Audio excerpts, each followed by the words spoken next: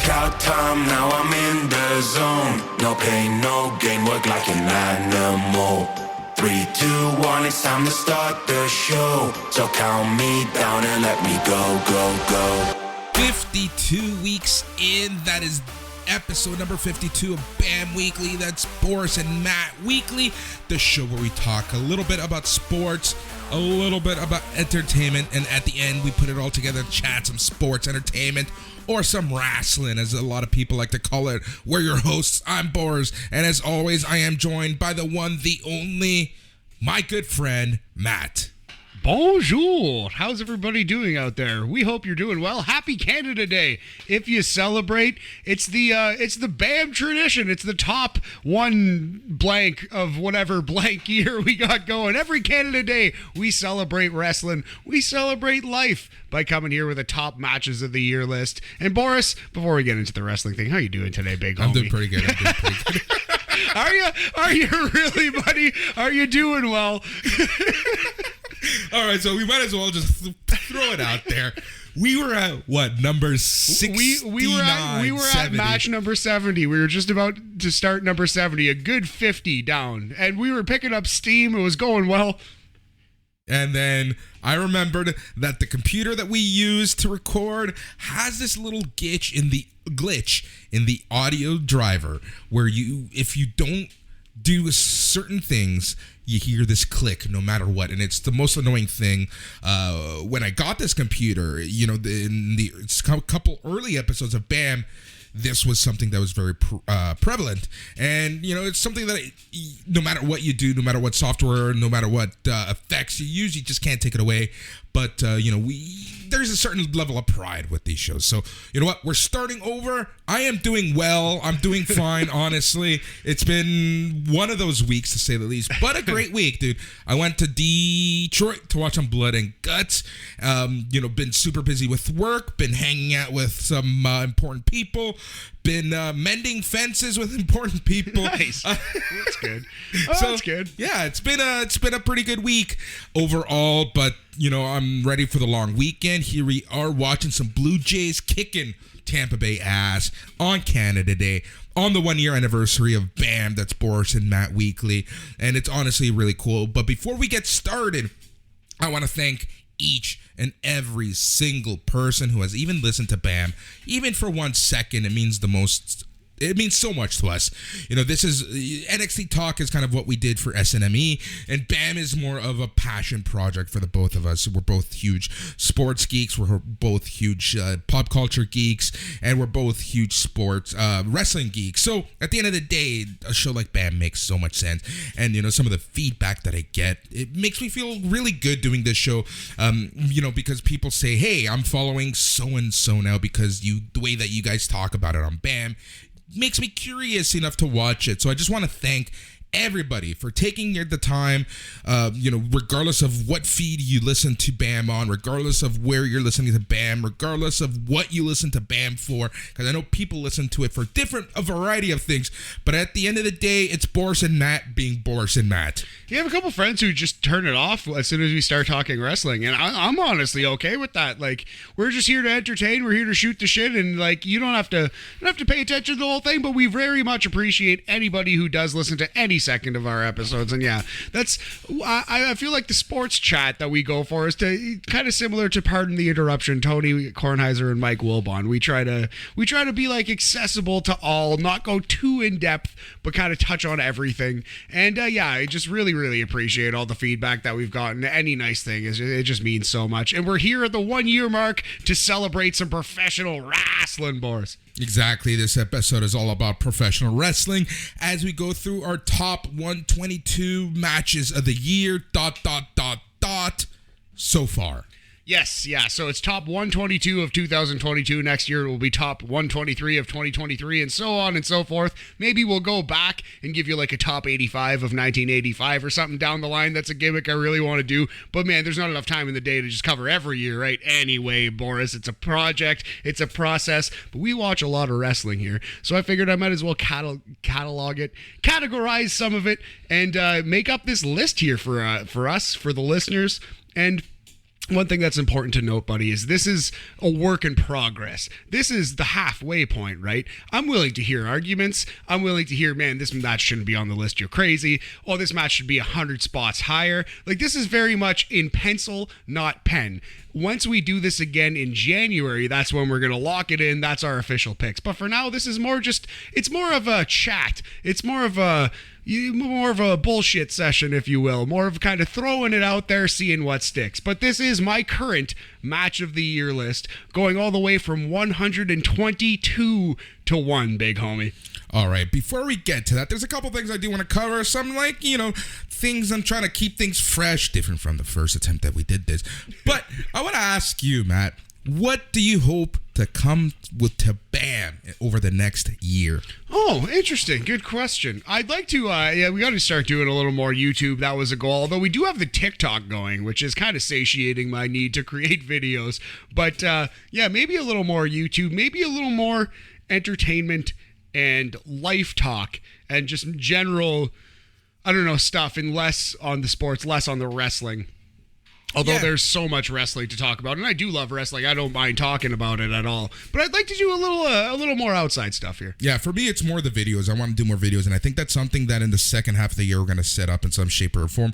Whether we do the shows together live in person, or whether we do them in our respective computers, I think that doing more YouTube content and releasing video episodes is certainly something that I personally really want to do. At the very least, it'd be fun next year to have this one on camera, or do it at a bar or something. Make it a real celebration. Do it in a picnic, or do it with a microphone, standing on a street corner screaming, whatever it might be, Boris. But I think we could do this live, or at the very least on video. Put it on YouTube.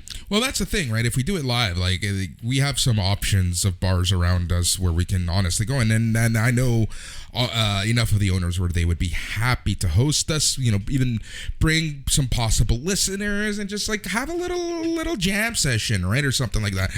That's something that we'll discuss between here and January 1st. The issue is like we like recording this on exact dates.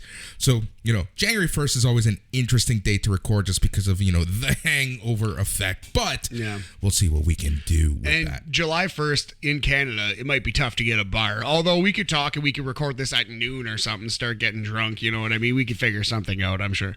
Yeah, exactly. It's funny because there were options available, but there will be options available in the new year and moving forward. So that's honestly kind of what I want to do moving forward.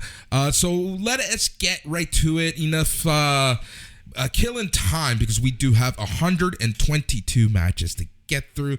But before we really get to the list, we have to really first off explain, look, wrestling is super subjective. My opinion is so different from Matt's opinion. Our opinion together is different from everyone else's opinion. Super subjective. But I do want to bring up the fact that we may rate matches a little different from a Dave Meltzer or somebody else who does all known for their match ratings. So Matt, let's talk about our 4 pillars of rating matches. Yeah, so basically, like a lot of people, and we mentioned Dave Meltzer by name, friend of the show here at SNME Radio, of course, Dave Meltzer, and this is not to throw shade on him or anyone, it's just I feel like some people, when they watch wrestling, they rate the matches as though they were rating a figure skating performance or like Olympic diving or something, right? And they look at the athletic achievements, the feats that are done in front of their eyes, and they base it purely on the athleticism on display in front of them. And there's nothing wrong with that, but I feel like we look at more of the theater aspect. So the 4 pillars, I think, are the in-ring aspect, which is clearly very important, the in-ring action, but also the storytelling of the match and of the general, I would say, like, build-up is a pillar, and the commentary, massive pillar. Obviously, we watch some matches that I don't speak the language. If it's lucha, you understand it. I don't. If it's Japanese, we don't understand it. But the commentary still, even if you don't understand it, can be a huge factor. And the camera work, the production, is the other pillar. Humongous factor in what makes a match great. And a match live, Boris, as you can attest to a match way late on our list, you might like significantly less than I liked if I saw it on television. Yeah, and we'll get to that conversation, and a lot of people who have listened to to All Elite Weekly know what match we're talking about. But there will be some new points when we talk about that match a little later on. So just remember, wrestling is subjective. Our list is probably different from your list. We take a look at the 4 pillars of match ratings, and the other thing that we should really kind of communicate as we're going through the list is what level of the rating each section of matches are. Yeah, good call, Boris. Okay, so the first section from match 122 all the way to match 69, nice. Those are 4-star, 4 out of 5 matches. Those are 80%. That's an A- if you wanted to be a dick about it. It is not a full A, but it is a great wrestling match. 4 out of 5, still an A in Canada. So that is 4-star matches will comprise numbers 122 all the way down to number 69. Nice. All right. So, with that in mind, we'll keep reminding everyone as we get into the new levels. And, as we're going through the list, we might have a thought or two about them. And you know what the funny part is? I forgot most of the list already. Amazing. I love it. So if you don't know it, it's new to you, buddy. So let's start at 122. This might get me the most hate of any of my crazy, wacky opinions. The hottest take possibly on my list, but I think it is a great match. And if a match is great, it is 4 stars. It is an A. This match was an A. It was an A-, but it was an A. And this match was Johnny Knoxville versus Sami Zayn. Boris, we're starting the series with Anything Goes, WrestleMania 38, Night 2, April 3rd, 2022. Knoxville v. Zayn. I think this is a very fair match to put on the list for many reasons. Thank you. This match, I had zero expectations going into this match. I thought this match was a joke. I thought this match would be stupid. Having said that, I do understand why this match was included in WrestleMania. WrestleMania and WWE in general is all about content. It's all about clicks. It's all about social media. It's all about likes. It's all about all that fun stuff. So having that star power for lack of a better term, star power with Johnny Knoxville makes sense for WWE. It's why they signed Logan Paul at the end of the day, right? They did just do that. That's a thing that happened. We'll talk about that on the regular BAM show. But, it is what it is. So, but the match itself was entertaining. Absolutely. Like, you either love this match or you hated it, but I don't think you were bored by it at all. So if you have not seen this highly professional wrestling match, there's really nothing we could say that'll do it justice. I mean, a giant mouse trap was used in the finish. The giant hand gimmick that they have slapped Sami Zayn, incredible bump. Party Boy did run in. Wee Man body slammed Sami Zayn. So I don't know, man. This is, if you didn't like this, I guess I get it. Different strokes for different folks, we folks or otherwise. But I loved it. I thought it was a brilliant celebrity match. I'm a sucker for Jackass, though. It was right up my alley. Exactly. So again, this match it's a very polarizing match, but at the end of the day, it fits our pillars. And sadly, to this point, that's the only appearance of Sami Zayn on our list in 2022. This is the best match of Sami Zayn's year. I hope he gets something else to sink his teeth into. I want to see Sami and KO have a tag team run in WWE. I think that's long overdue. But for now, that is the only appearance of Sami Zayn on our list. I will hit you with some stats at the end of the list. Anyway, match number 122, a comedy match if there ever was one. Match number 122, you laughed at it. Match number 121, a very, very serious match. The duality of wrestling here. Katsuyori Shibata versus Ren Narita from Wrestle Kingdom, New Japan, Night 1. That is January 4th, 2022. The return of Katsuyori Shibata. Yeah, this match was intriguing on so many levels, right? Like, this man literally left it in the ring for us years ago, does this triumphant return, has a lot of restrictions and rules against him, and basically says F you and does what he wants. And power to him. And that's like, I was entertained, scared, but entertained overall. Absolutely. Yeah, like you said, man, this man almost died on his shield, literally almost died in the ring wrestling the strong style of New Japan, throwing headbutts. And as crazy as it is that he almost ended his own career, could you imagine if he almost ended Okada's career with that headbutt? Like, let's not headbutt each other, guys. Wrestling's fake. Yep, anyway, exactly. That's a separate thing. Katsuyori Shibata returns to the ring at Wrestle Kingdom. He has not wrestled since, although it seems like he might be gearing up to face Will Ospreay at Wrestle Kingdom. That kind of seems like where we're going. That seems like the direction for sure. But yeah, so the wrestler Katsuyori Shibata returns to the ring, match number 121. Match number 120. This was the best Memphis wrestling match in 2022. It was MJF versus Wardlow from AEW Double or Nothing. This was classic heel getting his comeuppance. You know what this was? Wardlow was Jerry the King Lawler in Memphis, and MJF was Andy Kaufman. That's what this match was. That's exactly what this match was at the end of the day. Yeah.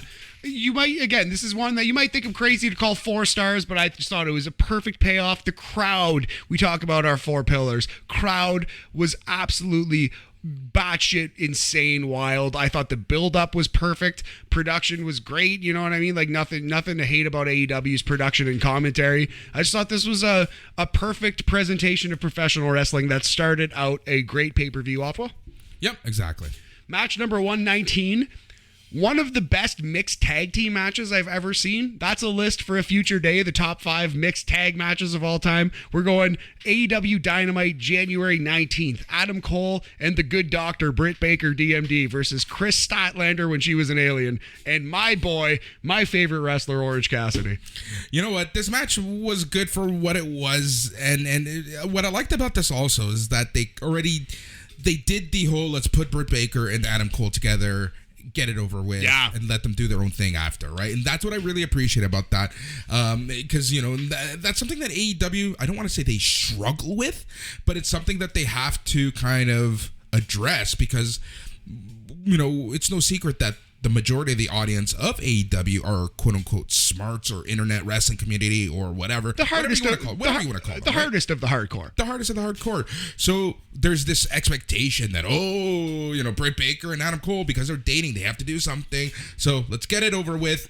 Fantastic match. And Adam Cole had a great, match moving forward. Oh man, Adam Cole's performance in this match, especially there's a moment where Dr. Britt Baker goes through a table in this match, and everything after that is like the best Adam Cole has been in his career. Almost like he was brilliant in this match, especially as the dickhead cocksucker boyfriend once Dr. Britt Baker went through the table, and he was way more focused about his himself and his career than his girlfriend, who had potentially just had a fatal injury. It's a table. Exactly. It's dangerous. Yep. Damn tape. Match number 118, sticking with AEW, from the Forbidden Door show. I thought this match was great. Darby Allin, Shingo Takagi, and Sting, the dudes with attitudes, versus the Bullet Club of El Phantasmo, Matt Jackson, and Nick Jackson. I thought it was a great match. I struggled to rank it any higher because there was a titty twister in it, Boris. Yeah, it was, but at the same time, I felt like this was vintage New Japan Young Bucks, where they're just quote unquote breaking the business, right? Absolutely. Killing the business they were here. But they made Sting look like $1 zillion. And you know what? This match and the way they made Sting look was the match that the Young Bucks wanted their match versus the Hardys to be, I bet. And they wanted Matt and Jeff to look that good, but it didn't quite work out. And despite their gargantuan Herculean effort in that Hardy's match, it didn't quite come together, in my opinion. This effort did come together, and they made Sting look like $1 million.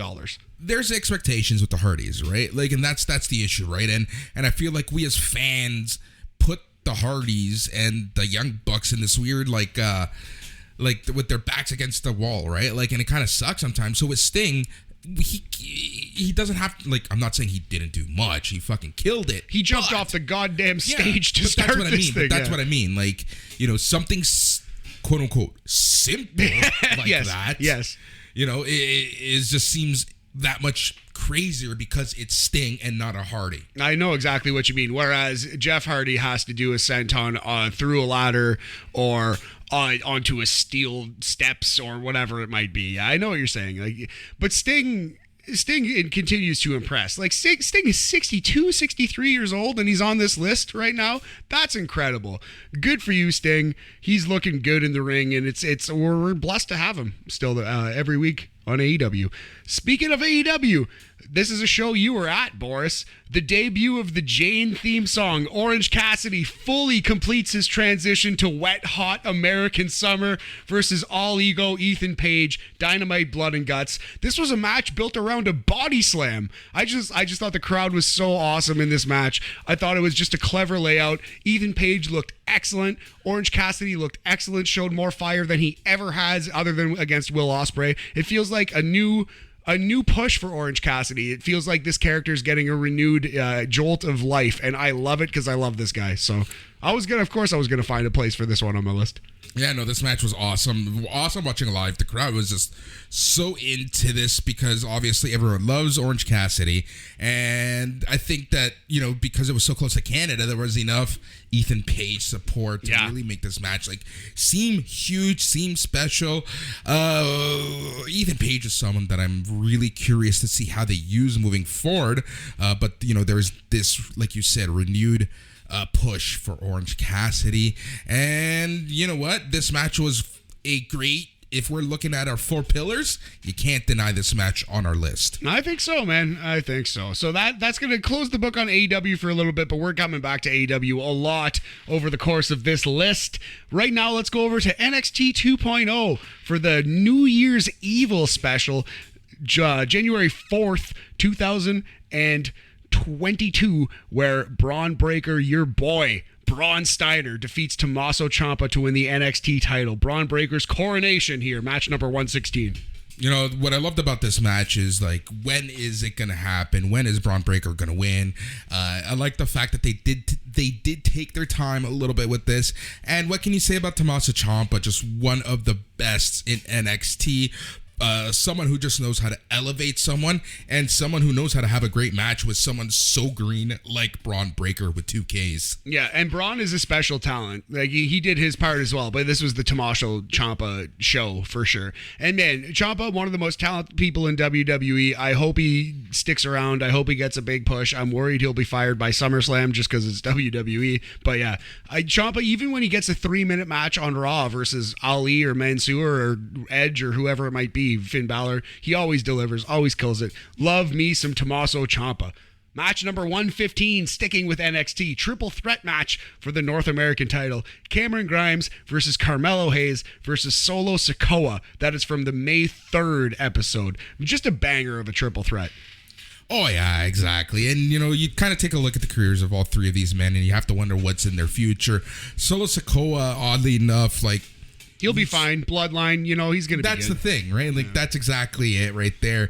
But what I love about Solo Sikoa is that we've seen him literally go from super green to having these awesome matches on TV and specials and all that, and everything that NXT 2.0 does. So I love seeing that progression that we've seen with Solo Sikoa.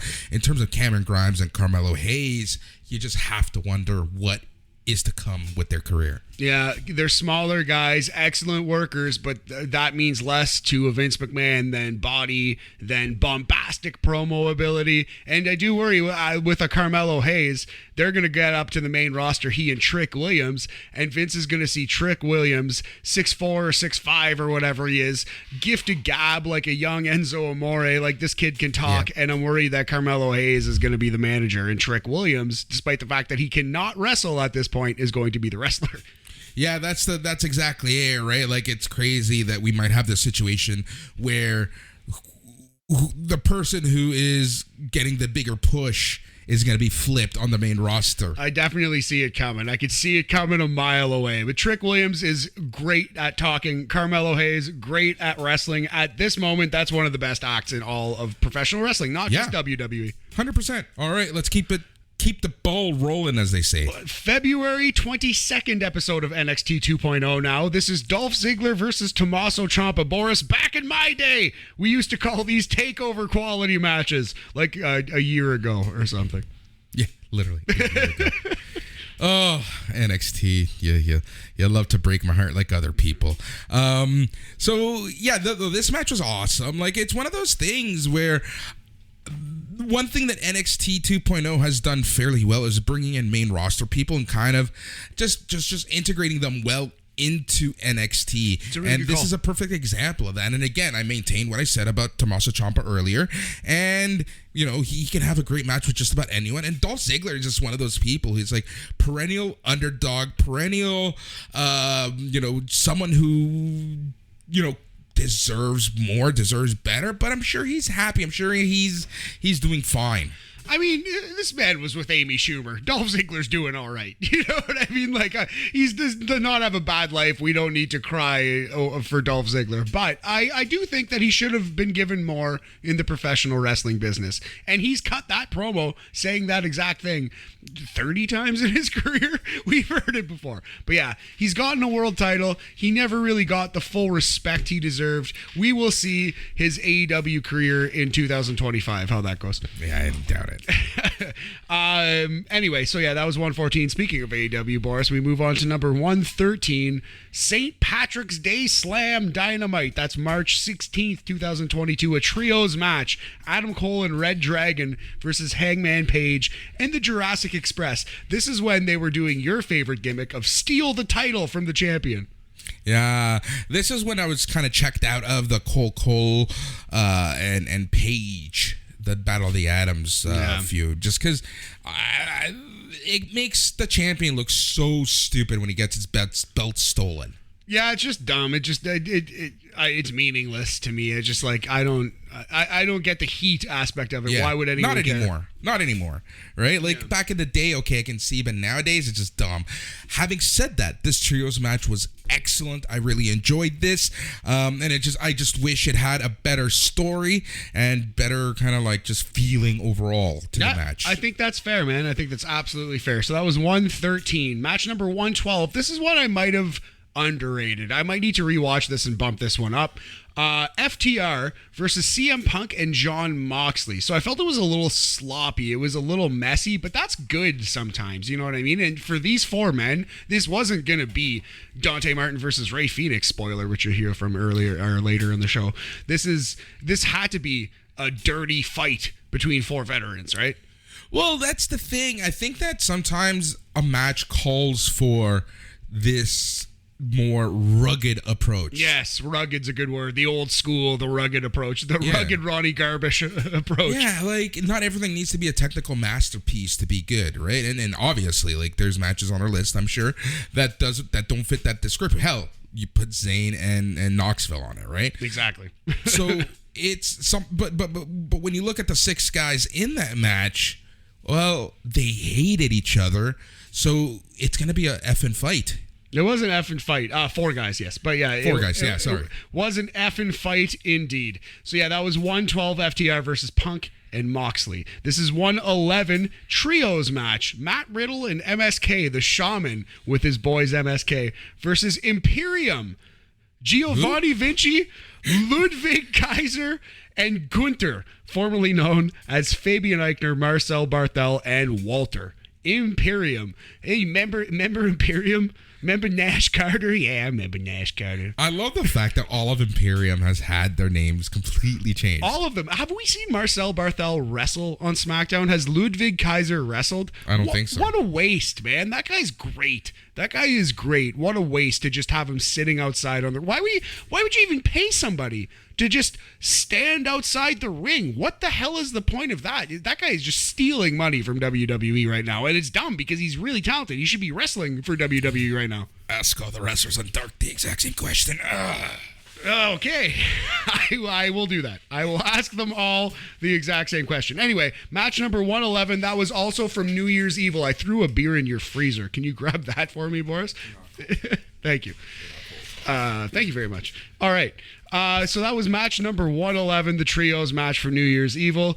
The Shaman, Matt Riddle, and MSK versus Imperium. Match number 110. So this is one where expectations were my enemy here. My expectations were through the roof, and what I got was a match that was inarguably great, but it left me wanting more.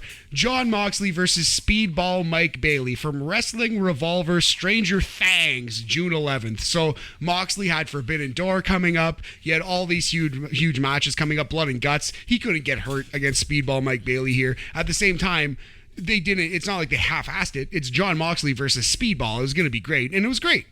Yeah, exactly. And you bring up a great point, and this is going to be a debate that I'm sure we're going to have that one day is with AEW stars kind of being in the indies. Like, are they there to just be a name? Are they there to kill it? Right now, they're there to kill it, obviously. And most of them have been. But this is a perfect example of something to look out for moving forward, in my opinion. Right? Like, if there are concrete plans in the works for a wrestler in AEW, they're not going to put him in a death match or something stupid like that, It's right? an excellent call. You'll notice that he wrestled Speedball, who, while I'm sure he'll kick you hard, and I'm sure like him landing on you with those knees might hurt. Speedball Mike Bailey is 175 pounds, and he does a Karate Kid gimmick. Like they didn't do Jon Moxley at Bloodsport versus Biff Busick, for example, where they both bled buckets, which again you'll be hearing from later on the list. Yeah. Anyway, so that was a 110. Disappointing is the wrong word, but here's a perfect example of where our expectations were so high that unfortunately the match didn't live up to our expectations. And that's our fault, not theirs. Exactly. So that was number 110. Match number 109, the WWE Raw match of the year. The best match I've seen on Raw all year. I'm not watching Raw every week, so please tell me if I'm wrong. Tell me if I missed something. It was AJ Styles versus Seth Rollins. Winner faces Edge at WrestleMania 38. This was from the March 21st edition of Raw. So, you know what's funny? I was thinking about this since we went through the list once. And I do have a new point to bring up. I think that this match deserves more credit because of the fact that we knew exactly who was going to win, and they still went out and gave us an entertaining match. Interesting. I could see it. I could see that argument. You know what? I'd have to rewatch it. I'm not retaining a lot of memory from it other than it was a great AJ versus Seth match. They work together extremely well. Two of the best in-ring wrestlers that there are going. At least 5 years ago, if not today. So that was 109. Match number 108. Let's talk actual WrestleMania. That match was setting up WrestleMania. This is the actual WrestleMania. I think this is the best match on night 2. Maybe my own list will prove me wrong. But the triple threat tag match from WrestleMania 38 night 2. Alpha Academy versus RK Bro versus the Street Profits. 4-star match, Boris. I thought it was great. Yeah, this match was really stood out on its own, and what really makes this match stand out on its own is the fact that, you've heard us talk so much about this, and I'm sure we'll bring it up again at some point in this show, and that's the fact that WrestleMania overall was a tale of two styles. Night 1 was hardcore wrestling, and us wrestling fans are gonna love where night 2 was more on the celebrity and the sports entertainment aspect of wrestling. So that's why this tag match really stands out more so than Edge versus AJ.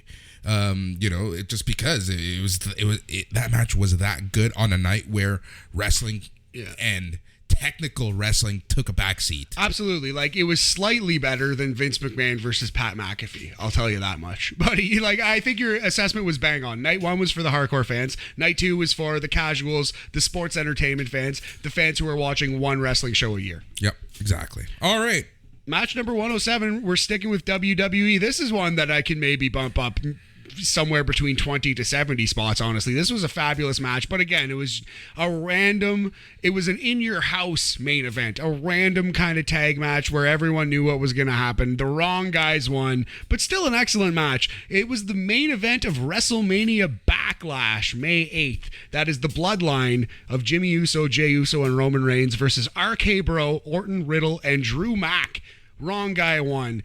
Riddle got pinned by Roman Reigns to set up a match in a couple months where Riddle would get pinned by Roman Reigns. Yeah, I think plans changed because of Randy's injuries, but at the end of the day, there was no reason for the Bloodline to have to win this match. And for me, that really hurt the match a little bit. But at the end of the day, classic WWE where you don't give a crap about watching the premium live events and their pay-per-views, but yet, they deliver a really, really good show, and this is a classic them doing that. Backlash, classic example of like the build sucked on paper, the card wasn't exciting, but the show was actually pretty dang good. Yep. All right, number 106 and 105, back-to-back matches from back-to-back days from Arisa Nakajima and Tsukasa Fujimoto. So this is Joshi wrestling. This is non-stardom Joshi. So Tsukasa Fujimoto, she was the revelation of our list last year, Boris. I had never seen Tsukasa before, but she's great. She's kind of like a Riho type wrestler, but she's a little bigger, a little tougher, a little stronger. I like her work more than Riho. I think she could stand to come over. I don't think she'd probably get much of a chance in NXT. They probably turn her into a Power Ranger or something. But I'd love to see her on Darker Elevation, as the joke goes. Anyway, so on April 29th, Seed Lining Golden Moment. And then on April 30th, Ice Ribbon, the fantastically named Spring is Short, Fight On Girl show. So that was Seed Lining Golden Moment and Ice Ribbon, Spring is Short, Fight On Girl. Back-to-back nights, back-to-back matches from two awesome performers. Check them out if you've never heard of either of those. Arisa Nakajima versus Tsukasa Fujimoto. Yep. Yeah, exactly. That's a promotion that, honestly, we talk about Stardom a lot, but Ice Ribbon is a promotion that you got to check out more. That's definitely, I've seen 3 or 4 Ice Ribbon matches in my life, and they've all made their way on these lists. Yep. So, yeah. Tsukasa Fujimoto is great. She's a great wrestler. 104, Adam Cole versus Trent Beretta. We're back in an AEW pack, Boris. This was AEW Rampage from January 14th, 2012. Adam Cole versus Trent Beretta, the highly underrated Trent Beretta. Yeah, exactly. You took the words right out of my mouth. Highly underrated. That's someone who can just have a great match. I've seen Trent Beretta steal shows live. Nice. I remember there was an ROH War of the Worlds or whatever, one of their crossover shows with New Japan, and he and Juice Robinson just stole the show. And it was a last-minute addition because it was the original match was supposed to be Cody versus Juice Robinson, but Cody injured himself in Buffalo the night before, so they put in Trent. Dude, match of the night. It was even better than Super Smash Brothers versus the Young Bucks. Oh, nice. I believe it. Trent's fabulous, man. You don't have to sell me on Trent. I love Trent, love Sue, love Chuck Taylor. Big fan of the Best Friends. I hope they get a title run at some point in their AEW career. Well, now with Orange Cassidy's renewed push, I'm hoping that that's the case. Yes, sir. Match number 103, sticking with Adam Cole. This one versus Christian Cage from the April 6th Dynamite. Excellent wrestling match. Yeah, exactly. You see, Christian Cage is an interesting case. We were talking about this earlier, and I kind of got you to see the light in terms of I'm a fan of seeing Christian Cage wrestle a little less and having these bangers, especially as he's proven the past few weeks, where his mic work can be just some of the best in the industry. Move over MJF. Yeah, well, bold, but maybe, man, maybe. He's sniffing that level, which is in and of itself an accomplishment for sure. So match number 102 now, Adam Cole versus your boy Orange Cassidy. Lights out, non-sanctioned match. I think I like this match a lot more than most. This was the match that ended with the hug of death, the hug and then jump off the stage, which actually did almost kill Adam Cole. Orange almost landed on his head. Yeah. You know what? I give a lot of credit to these guys, a lot of kudos to these guys. I love the work and the sacrifices that they do for the fans. Say what you want about the gimmicks, the setup, whatever, what have you. At the end of the day, it's just this match was fun. This match was good. Remember, wrestling, you're allowed to have fun. It's allowed to be fun. All right, number 101, right off the post of the top 100, Darby Allin versus Sammy Guevara for the TNT title from the February 16th episode of Dynamite. So these guys are great. this match might deserve more love, but we've just seen them have better matches with different people, with combinations of each other. Like, you know what I mean? Like, we've seen Darby and Sammy in the ring do awesome things. So just a random Dynamite match, while still great, it doesn't quite stand out in your mind, you know? This is like, these two are going to end up being the John Cena and Randy Orton, where we're going to see them wrestle 1,000,001 times. So the fact that every time they wrestle does possibly end up on our list, that's a feat in itself. Oh, big time, big time. And like every match on this list, this is meant to be a celebration, like we said. Like every match on this list is great, literally great, and we're going to bat for all of them. Such as number 100 from the same episode of Dynamite, February 16th, Bryan Danielson versus Lee Moriarty. Lee Moriarty's biggest match in AEW to date, for sure, although he's probably had bigger in his career. Maybe you could argue, maybe not. So. On television versus Bryan Danielson's probably the biggest match of his entire career. Yeah. And he delivered. I thought he looked great. I wish there was a spot for this guy in AEW. There's just not enough room for people like Lee Moriarty, like Wheeler Yuta, Daniel Garcia, even them. They're lackeys in groups, but they're getting on TV. They were just in the main event, I guess. But where's Lee Moriarty's group, you know? Yeah, that's the thing, right? Like, that's the unfortunate part with just the sheer size of the AEW roster. But you know what? This is a perfect time to bring up this point, man. And that is, if the AEW roster wasn't the size that it was, who the fuck would be wrestling right now? That's the thing. The depth has really helped them through these trying times where they have so many injuries, but they haven't even lost a step, haven't blinked an eye. And that's because they have 90,000 people under contract. And what's good is that because you're seeing new faces right now, quite literally sometimes, it feels fresh, right? And let's be honest, like someone like a Lee Moriarty, I think would just absolutely kill it in the ROH brand. Absolutely. If and when they get a television show. But yeah, you put that man on the ROH pay-per-view, hopefully give him a big match and a win. And yeah, that would be a good place to showcase your Lee Moriartys. Yep. All right, brother. So that was number 100. We're into the top 100. Number 99, Wayne Gretzky. So the thing about this match, it was spectacular, but we've seen better versions of this exact match multiple times this year. So this was a ladder match on AEW, April 27th, 2022. Sammy Guevara versus Scorpio Sky for the TNT title. So here's the thing about ladder matches. What is the line of danger for a ladder match? And I love ladder matches. I think these two killed it. I think this match deserves to be on this list, maybe even a little higher. But at what point do you stop watching a match? And not stop watching a match, but stop being entertained in a match because you're more worried about the spots that they're doing. Yeah, exactly. Like Sammy's like Phoenix 630 where he almost like broke his collarbone or whatever. Like, yeah, this was a crazy match. And there were so many crazy ladder matches. So many, and there are a lot of them are on our list. Like, don't get us wrong, but yeah, it just feels like right around this point, it was starting to become overkill. And we would see more blood, more guts, more ladders after this. So that is what it is. Yep, exactly. Match number 98, also a spectacular match. Not a lot of psychology, if you will, but just some of the most incredible creative moves, most athletic of the athletic feats that you'll see in a wrestling ring. This was Dante Martin versus Rey Fenix, Owen Hart Foundation tournament qualifying match. That was from the May 4th edition of Dynamite. So spectacular, athletic brilliance, but not a shred of psychology or story to the match. And this might sound different from how I usually talk, but there's places in wrestling for matches like this. Oh, absolutely. Where it's just a showcase of athleticism, spots, and sheer ability to do these moves and not kill the other person or yourself. So I'm okay with that, and that's one of the things about AEW that I absolutely love is that they do.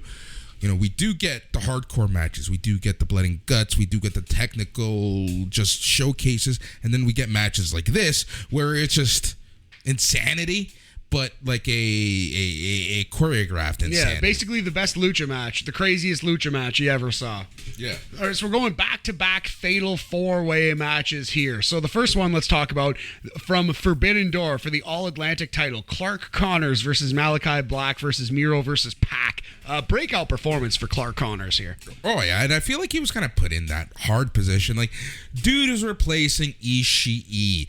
You know, like, there was this expectation for Clark Connors, and I feel like it was more on himself, where he just wanted to prove that he deserved to be and take that spot from someone so loved like an Ishii. That's well put, and I do think it was part of the match layout as well. Like, he got a moment to shine, and they specifically told you, the viewer, this guy belongs in this match, and I think that was important. So I like that match a lot. In fact, looking at these matches back to back, I think I like that one more than this one, which maybe I guess I would have to say is objectively better.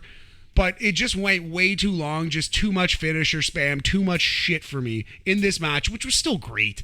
But it lost me. And that was number 96, Fatal 4-Way match for the IWGP US title, Hiroshi Tanahashi versus Jon Moxley versus Juice Robinson, your winner, versus Will Ospreay. That was was it the main event of Capital Collision? I believe it was. Yeah. It was the main event of New Japan Capital Collision, May 14th of this year.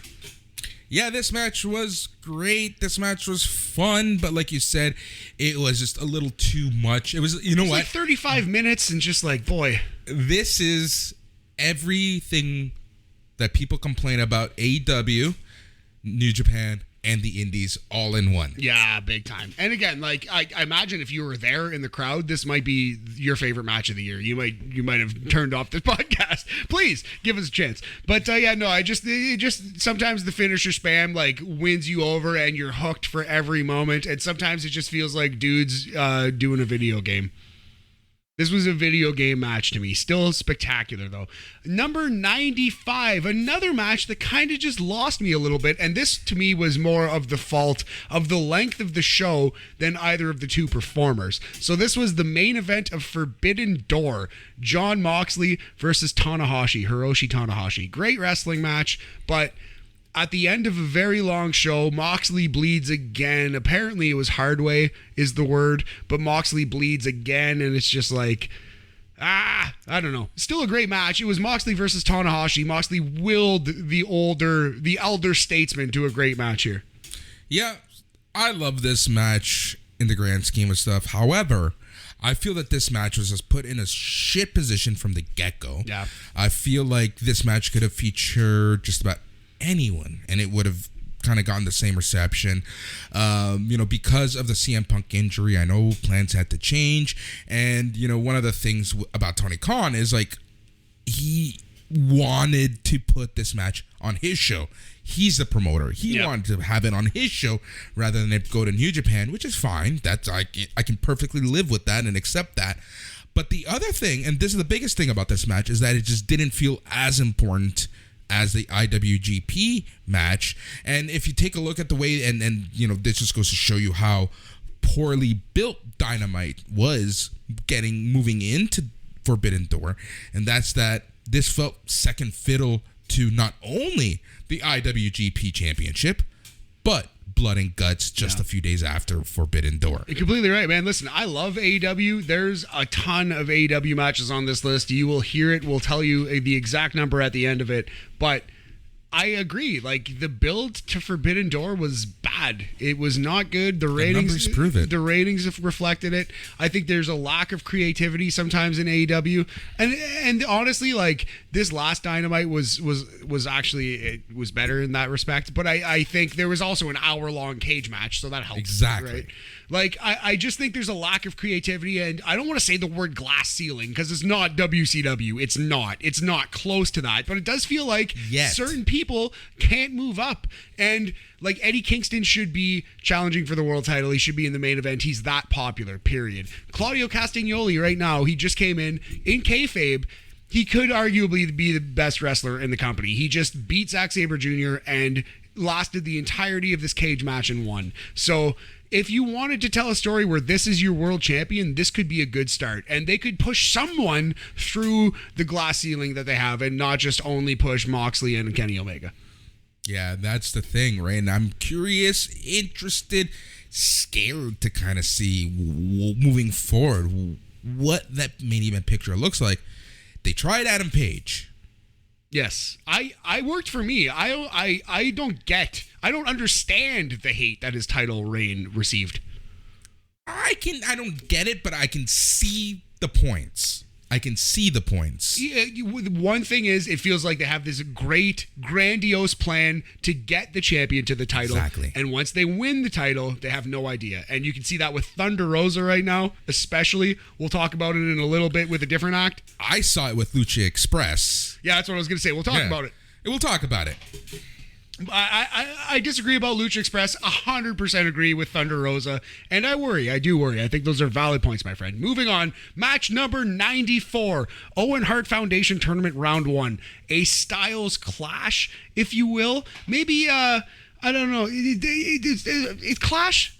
That suggests something negative, right? This was an incredible match. It was Wild Card Wednesday. Kyle O'Reilly versus Ray Fenix. Boris. I would say a Styles clash at the core of it. A contrast, a white man versus perhaps. a Latino. Jesus. No, I'm a contrast, joking. not a clash, Boris. Anyway, please continue. Please tell me, the evil white man, what I have been doing. No, I am very much evil. We are terrible. We're a terrible bunch. But please continue. No. But for this, it was like Kyle O'Reilly's like ground and pound, more MMA style versus Ray Fenix is just Superman. Yeah, yes. He spends more time in the air than on the floor. And this match just worked. It just worked. And for me, this match proved just how good Kyle O'Reilly is. Right? Like, man, if only he had just a shred more promo ability, just like bring him to like a C+ promo. He would be a super duper star. Him and Cole would be like at the same level. Oh, if you combined Adam Cole and Kyle O'Reilly into one person, yeah, you get Ricky Starks. I love it. Oh, it's true. Absolute. Boris, I love where your head's at. Jeez, that's great. All right, let's touch on this one now, buddy. Number 93, your boys, the Jurassic Express, Luchasaurus and the Jungle Boy. This was a match where they defeated Red Dragon for the tag team titles on Dynamite April 13th. So you don't feel like their tag title run was good? I feel like they were so popular. They were telling this amazing story about them getting to the tag team titles, and then once they got them, I'm not saying they didn't have a good they didn't have a good run per se, but it goes back to once they became champs, then what? Huh. See, the then what for me was they go on a dominant run of defeating all comers. You know? Did they face FTR? No. Exactly. Well, there you did go. They face the young? Okay, they did, and then they lost to them. Exactly. But you see what you see? Yeah. You see? I do see. Well, they beat the Red Dragon. That's one team they beat. True. And it was number 93 on our list. No, I think like the Hangman Page title reign, the Jungle Boy and Luchasaurus title reign, I think they were better than fans give them credit for, and I think they will be remembered more fondly than they were treated in their time. Thunder Rosa's reign has been bad. I don't think anyone could argue that. You'd have to be an apologist to argue that. I think some reigns are bad. I don't think those reigns were bad. You would think that she's a part of Legado del Fantasma with how she's being treated. I love it. All right, number 92. We're sticking with AEW Dynamite March 30th. This is Bryan Danielson versus Wheeler Yuta. So this match was great. The only problem with this match is a week or two later, Moxley and Yuta took this formula and spiked it on its fucking head with a Death Rider. But here's the thing. I feel like this was the Wheeler Yuta story as opposed to Danielson or Moxley. Yeah, I agree with that. But yeah, so this was a very good match. Great match, in fact. But they did a better version of it in 2 weeks. And this is the best incarnation of Danielson. Oh, God, yeah. Stomp and pound. Literally. Yeah, I love Bryan Danielson. I hope he's healthy and gets back into that ring very, very soon. So that was number 92 from the March 30th episode. Number 91... also from the March 30th episode of AEW Dynamite. This is Jay Lethal versus Jon Moxley. Is this Lethal's best match in AEW? Is this his only match in AEW? Oof, salty Boris. No, but it's true. No, you might be right. He's got, well, I can't think of another high-profile one off the top of my head. I really can't. Yeah, so I'm sure he had a couple. I'm sure he had fantastic YouTube matches. Didn't he come in and do a TNT title match against whoever was champ at that time? Is that's literally how he debuted? Right. Against Guevara. There it is. Yeah, against Sammy. So yeah, this is his best AEW match, as Boris said, perhaps his highest profile AEW match, and this was his last thing that he did as a babyface in AEW. Moxley versus Lethal. Yeah, this match was good. I love Lethal. Like, I think, but here's the thing. At the same time, we have to be realistic about Lethal. He's not a spring chicken anymore. Exactly. Right? Yeah. I feel like even he sees himself more as that elder state than someone who's chomping at the bit. Not to say that he's not. Not to say that he's not going to be given opportunities. But I think his role in AEW is different than his role in Ring of Honor as the longest reigning TV and heavyweight champion. Absolutely, I know for sure. His name and face is synonymous with Ring of Honor at this point, and he will be a part of that brand if ever there's a television show, I'm sure. But yeah, for now, he's just kind of he is still the voice of ROH on AEW. Like, he's the ROH angle, he's the ROH corner. Yeah, exactly. That's exactly it. Like, that's a perfect way to put it. Yeah, and because that's exactly it. Like, yeah, we'll move on. I'm sure this will come up more on the list. So that'll we'll go back to AEW. For now, we're gonna veer away, go to Impact Wrestling for the best match of Jake something, not a great name, but a great wrestler, super kicked champion, our boy here in Toronto, in the best match of his career versus Trey Miguel. Impact Wrestling Sacrifice, that is from March 5th 2022 for the X Division title. Oh man, yeah, this match was awesome. I freaking love this match. And like, you know, Trey Miguel, it's just someone, you know, I don't want to say shocked or surprised or held anything against them. I think that in the grand scheme of things, even at the time, not the hindsight is 2020, at the time, it was the best move for him. Probably wanting to become a singles wrestler, knowing his potential, etc., betting on himself and all that for him to stay back and do what he did, right? So yeah, what you're referring to is that Trey Miguel was part of the Rascals with Wesley and Nash Carter, who went to WWE as MSK, and now it's kind of looking like Trey Miguel staying in Impact. He made the right decision. Yeah, at the same time, I can see Wesley having a Trey Miguel-like run in NXT. Yes. Except he cries a shitload more. But it's because he's a man. He feels feelings. It's okay in 2022. You know what? It is okay for a man to feel feelings. Yeah, man. Yeah, absolutely. Here. I love Wesley's promo the last couple weeks. But yeah, I can see it running thin. Like, you can't cry every week. At some point, you are a blubbering douchebag. There is a line. Match number 89, A-Kid versus Charlie Dempsey 1. We'll hear it again on this show, but this was their first encounter, WWE NXT UK from March 10th. Charlie Dempsey, the son of William Regal. God, I can't wait till he's in the Blackpool Combat Club. Let it happen soon. Oh, that's the thing. Like, I've said it before and I'll say it again, that, like, I'm not one to say this. I'm not. I hate when people say this stuff. But if there is one wrestler who I just want their contract to end and move over to AEW for obvious reasons, it is Charlie Dempsey. It's just, and I know a lot of our listeners haven't watched a Charlie Dempsey match. And that is criminal of you. They're all good. He is, I'm not lying. I'm not saying this because I'm some fanboy. Watch 2 or 3 matches of his. Watch anyone else in the company. He is a top 5 wrestler in WWE right now. Full stop. Top 5. Male or female. He's a mixture of Will Ospreay and Zack Sabre Jr. He doesn't have the flying of Ospreay, but he's a bigger Zack Sabre Jr. He's like a mixture of Hook and Zack Sabre Jr. Handsome suplex machine. The handsome young devil. That's what he is. You shocked me on that. Hook Sabre Jr. I don't know what to say. Watch more. You shocked me. You did something most people can't do, and that's leave me speechless. Rendered you speechless. It was such a good analogy. He's Hook Saber Jr., baby. That's what he is. Number 89, Hook Saber Jr. versus A-Kid, Charlie Dempsey, Charlie Regal, son of Lord William Regal. Check his work out. He is great. I can't believe that you did that to me. Like, it's so rare that I just get, like, stopped on my tracks like that. I'm glad. I pulled it off. It's true, though. That's exactly what he is. Match number 88, we're sticking with UK. Ilya Dragunov versus Nathan Frazier. What a great match this was. This was from March 3rd. Yeah, Ilya Dragunov, I feel like, you know, he hasn't really been doing too much recently, right? Like, yeah, it's been weird. He's kind of been off the shows in UK. Maybe he's hurt, I wonder. Maybe it's because he calls himself the czar of pro wrestling. It is tough that their world champion is a very Russian character with a very Russian accent who's from Russia, who has a Russian name, and Russia's kind of not exactly, I don't know, in favor right now. Not a place you'd want to push and, yeah. You know what I mean? Get behind.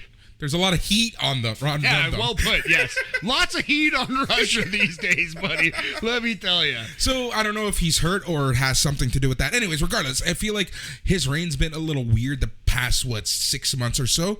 But he's had some tremendous matches. Yeah. And, good old Charles Dempsey, future dark main eventer, and him had a great match. Yes, this was his match versus Nathan Frazier. Yeah, this was his match versus... someone who we haven't seen in a little bit. Absolutely, yeah. Nathan Frazier, the former Ben Carter. So, yeah, he versus Ilya Dragunov. Excellent match that was. That was number 88. Match number 87, it's a trios match from the AEW pay-per-view Double or Nothing. So this was the Death Triangle versus the House of Black. It's Pac, Penta Oscuro, and Ray Fenix versus Brody King, Buddy Matthews, and Malachi Black. Great wrestling match here. Felt like a PWG match, one of those classic PWG six-man tags from like 2011 to 16. We're like pandemonium. Yeah, where like every single match was like 4 stars and it was great, and either Kevin Owens or Chuck Taylor would be on commentary with Excalibur just laughing and having fun, and it was like the new ECW in a way. It was just like the party wrestling that you wanted to be part of. Yeah. And then exactly. It became AEW. So that's the thing. And again, it goes back to what I was saying earlier about they have so many different styles, and even in the way that they present matches. Yeah, absolutely. Absolutely. And this was just a brilliant all-action 6-man tag. Another awesome tag team match with 6 men on 3 different teams this time. This is from Forbidden Door. This is the 3-way winner-take-all tag team match. FTR versus Roppongi Vice versus the United Empire, a.k.a. Corn on the Cob. Boris. Love that. I love that. Made me laugh just as much the second time. I love it. Man. So yeah, great match. Forbidden Door was an excellent show. Went too long, but that's a good problem to have. Too much talent. Give them all a spot and burn out your audience, I guess. It's a good problem to have. I don't think Forbidden Door, like, here's the thing. It finished around midnight. Like, the difference between Forbidden Door and Double or Nothing was huge. Like, when you're closer to 1 a.m. Eastern versus midnight Eastern, difference. That makes a huge difference. I just look at Slammiversary and how much fun that show was and how easy that show was to watch, and it ended right at 11, and I didn't feel like robbed of anything. Everyone got a chance to shine. I felt like I got the exact amount of wrestling I needed, not a bit more, not a bit less. You know what I mean? And yeah, I don't think I've ever had that feeling from AEW. Last night's Dynamite I did. I actually got the exact amount of wrestling I wanted, and I left excited but satiated, but excited for more, you know? Oh, I was exhausted. I bet you, because you were there. Yeah. So you not only saw Dynamite, but you also saw Dark and then Rampage. Yeah, and there was half an hour between Dynamite and Rampage. Just cleaning up the ring? Blood. Literally cleaning up the blood and or the guts.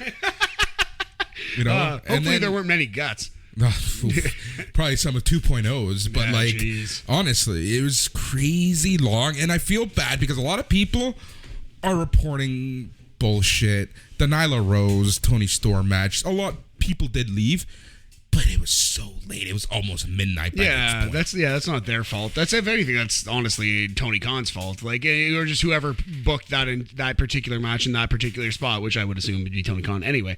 So that was sticking with AEW, which is a fantastic promotion that we love. Number 85, Face of the Revolution ladder match. Christian Cage versus Keith Lee versus Orange Cassidy versus Powerhouse Hobbs versus Ricky Starks versus Wardlow.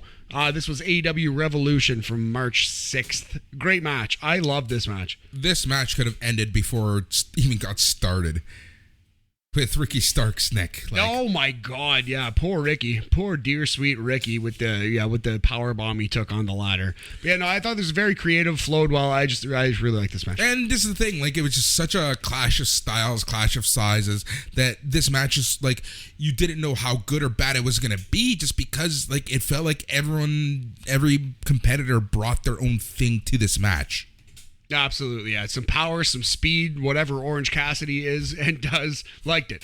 Number 84, the match where Thunder Rosa was crowned champion, defeating Dr. Britt Baker DMD in a steel cage. That was also from St. Patrick's Day Slam, which we mentioned before on this show. March 16th.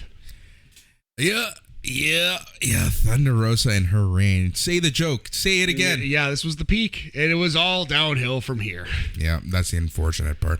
But this match was great. It was great. And it's not over. Thunder Rosa can still pick up the ball. Although, honestly, at this point, I'd put the title on Toni Storm or even Athena. Chris Statlander, I'd put it on someone else. I wouldn't put on Toni Storm. There's something about her right now.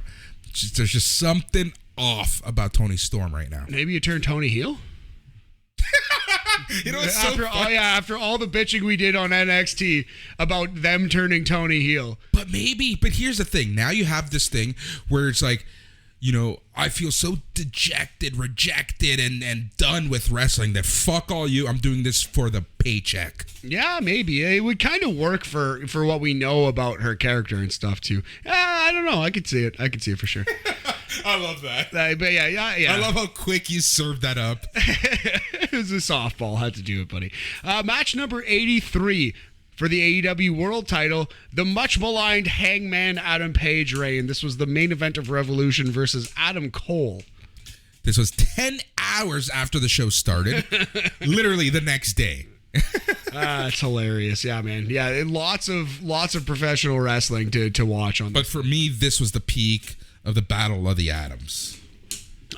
Well, for me, it was not, my friend. No, it wasn't. We'll touch on that. But for me, it was the peak, because after this, like I mentioned already, this is when they did the whole belt, I'm stealing the belt thing, and that makes the champion look stupid nowadays. Yeah, it makes both people look stupid. I agree with you. What's the challenger achieving? What's he achieving? He's just he's so delusional. Yeah, right. But isn't that a negative on him? I don't know. No, the challenger? Yeah. No, it's the same thing. He's so cocky and delusional. It's the same thing as Carmelo Hayes being goaded into a 5-person ladder match. All right. Or Carmelo Hayes' ego being stroked so much that he signs a contract without him knowing. That he signs a contract on a basketball. All right, I'll accept that. There were papers. There were papers. That's fair. There were papers. All right, Boris, I accept your terms. So coming up next, match number 82 and 81, 2 matches from Stardom World, the top, March 27th, 2022. So the first match, Saya Kamitani versus Tam Nakano, which was more of a cruiserweight style, light heavyweight style battle. Match number 81, Sayuri versus Mayu Iwatani, more of your classic main event style wrestling match here. So it definitely, like, Stardom, if you're not into the Stardom, if you haven't been watching much Stardom, definitely check it out. Lots to enjoy. And these were 2 excellent wrestling matches by 4 incredible athletes, and you will hear more of many of these names, more from Stardom on this list. So that was number 82, Saya Kamitani versus Tam Nakano, and number 81, Sayuri versus Mayu Iwatani. Both of those matches from Stardom the Top, March 27th, 2022. Moving on, we're going to match number 80. Boris, this one's for the Ring of Honor television title. Your promotion, Ring of Honor. Your boy, Samoa Joe, stepping in the ring versus Minoru Suzuki, the champion, and winning his damn title in the main event of AEW Dynamite. April 13th, 2022. Oh, it's so funny that you bring this date up again.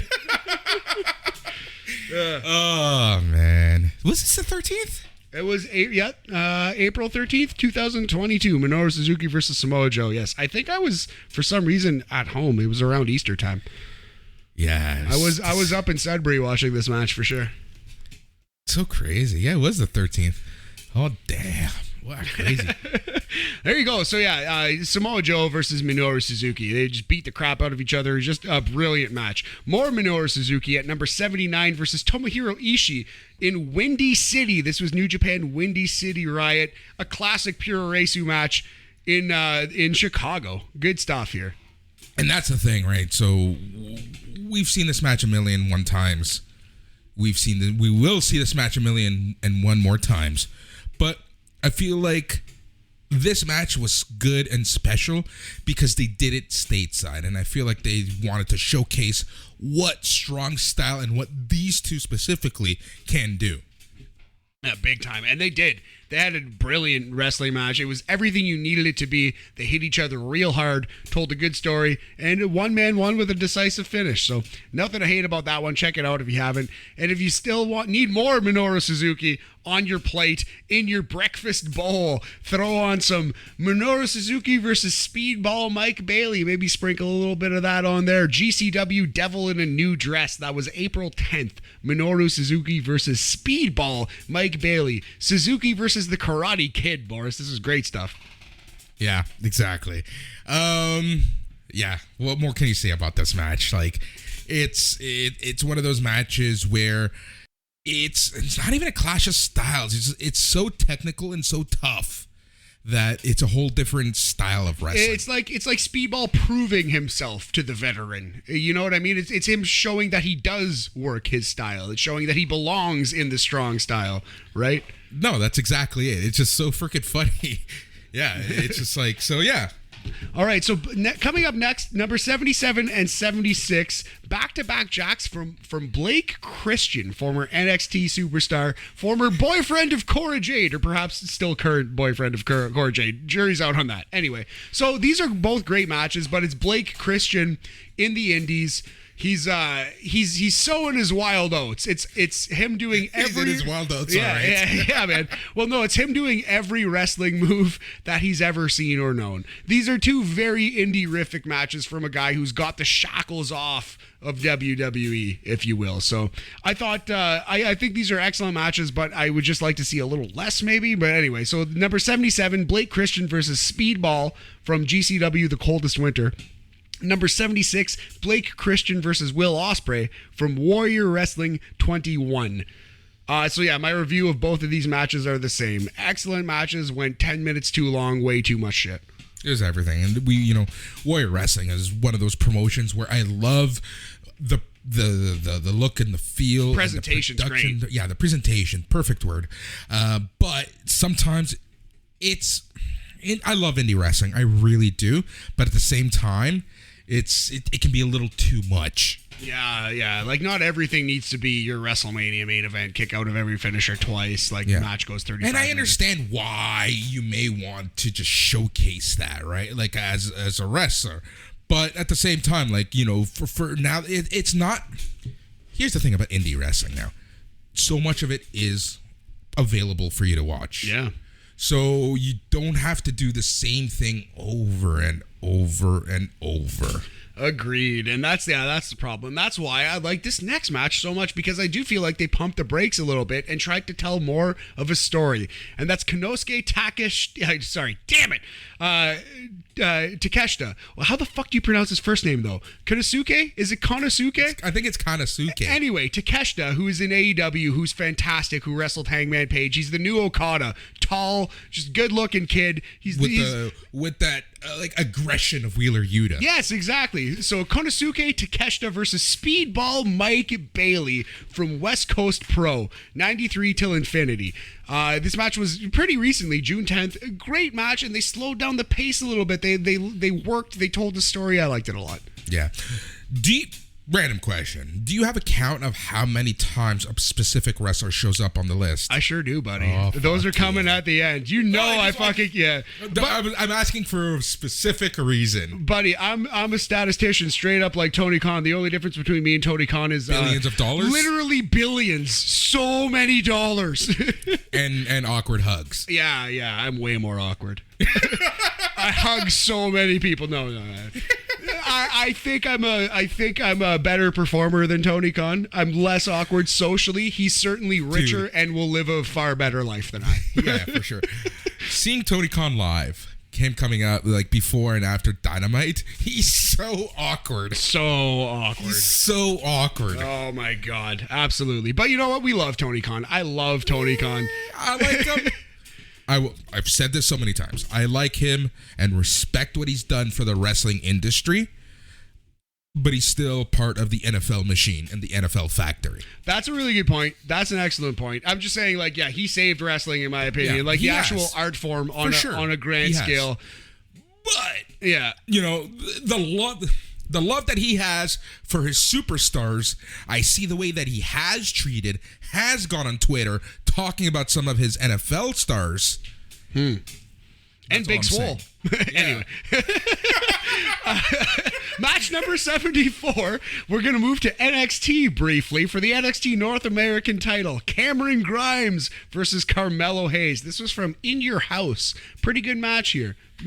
Great, I would say. Yeah, this is a great match, and what I liked about this match is that, like, yeah, a very strong argument could be put as to why Carmelo Hayes was going to win, but there was still that I don't know who's going to win factor to it, which to me is a huge thing in professional wrestling. Having said that, if you can pull off a fantastic match where the result is not in doubt, I give that match that much more credit. Yeah, that's true. Which goes back to our 4 pillars and the way that you and I rate matches. That's very, it's interesting, man. Yeah, this one, there was that shred of doubt just because Cameron Grimes won the title for his daddy. He won the title for his father who passed away, so he was just going to lose it immediately? Really? And the answer was yes, he was just going to lose it immediately, really. The only way that he would have lost this match quicker is if it was in North Carolina. For sure, yes, exactly. To punish his friends and family for showing up in the first place. So that was number 74. Brilliant wrestling match. Number 73 and 72, we got 2 coming up from the NXT UK brand, from the Mustache Mountain Saga. So the first match is the Triple Threat Tag Team match, where Mustache Mountain officially lose the tag team titles. It is Ashton Smith and Oliver Carter versus D Familia of Rohan Raja and Teoman versus the champions Mustache Mountain of Trent Seven and Tyler Bate. So that was from June 2nd, 2022. The next match, that was number 73. The next match, number 72, 2 out of 3 falls for the tag team titles. This is from April 21st. It was Mustache Mountain versus Carter and Smith. This is one where Trent Seven cheated to win to hold on to these titles desperately, like the no good heel he turned out to be. So yeah, 73 and 72, 2 great matches in the Mustache Mountain saga that has unfolded this year. Yeah. What a good saga it's been. Really good long-term storytelling. So, remind me and our listeners, when did Mustache Mountain actually lose the titles? Just recently. What was this triple threat match? What match? Like, was it? It was June 2nd, 2022 in the triple threat tag team match. It was a triple threat or a... Yeah. It wasn't a 2-on-3. No, They yeah, won the 2-on-3. yeah. So this is the point that I'm trying to make. I just wanted to make that point very clear. Even I knew the answer, but the reason why I theoretically asked that was because I just thought of this right now. Even in a loss, there was that balance of that third team to make that loss, to make Trent Seven look like that much more of a dickhead. True, yeah, absolutely. And it was perfect storytelling like the whole time. Like you knew where it was building to a breakup, but it wasn't just like tag team our friends and then 3 weeks later they start feuding and then 2 weeks after that they've broken up and then Big Cass is wrestling Enzo on pay-per-view for some reason. You know what I mean? Like it was actually like a story. Did he actually wrestle Enzo, or wasn't he in the Shark Tank? Oh yeah, was he against Big Show? I don't know. I'm sure he wrestled Enzo at some point. I don't know if they actually did on pay-per-view though. I feel like they did. I feel like they had a pay-per-view match. By the way, this is totally right. We shouldn't be bringing this up at this point. But, the big Royal Rumble for MLW happened, right? Oh, the Battle Riot? Battle Riot. Oh, shit, yeah. Jacob Fatu faced Enzo. Really? Yeah. Who won? Oh, that was a match. We'll talk about that when it airs. Oh my. Okay. All right. Well, yeah, I actually don't want to know. Here's a fun part. Parker Bordeaux debuted for MLW. Oh, that's cool. I like it. Harlan. Him and his 2 moves. Well, hey, that's fine. All right. So that was number 73 and 72. Mustache Mountain story, very good. We've said this before. They need to put Trent Seven versus Tyler Bate at Clash of the Castle. We might be, here's the thing. We might be the only people talking about NXT UK. Listen to us. We want to watch that in a stadium setting.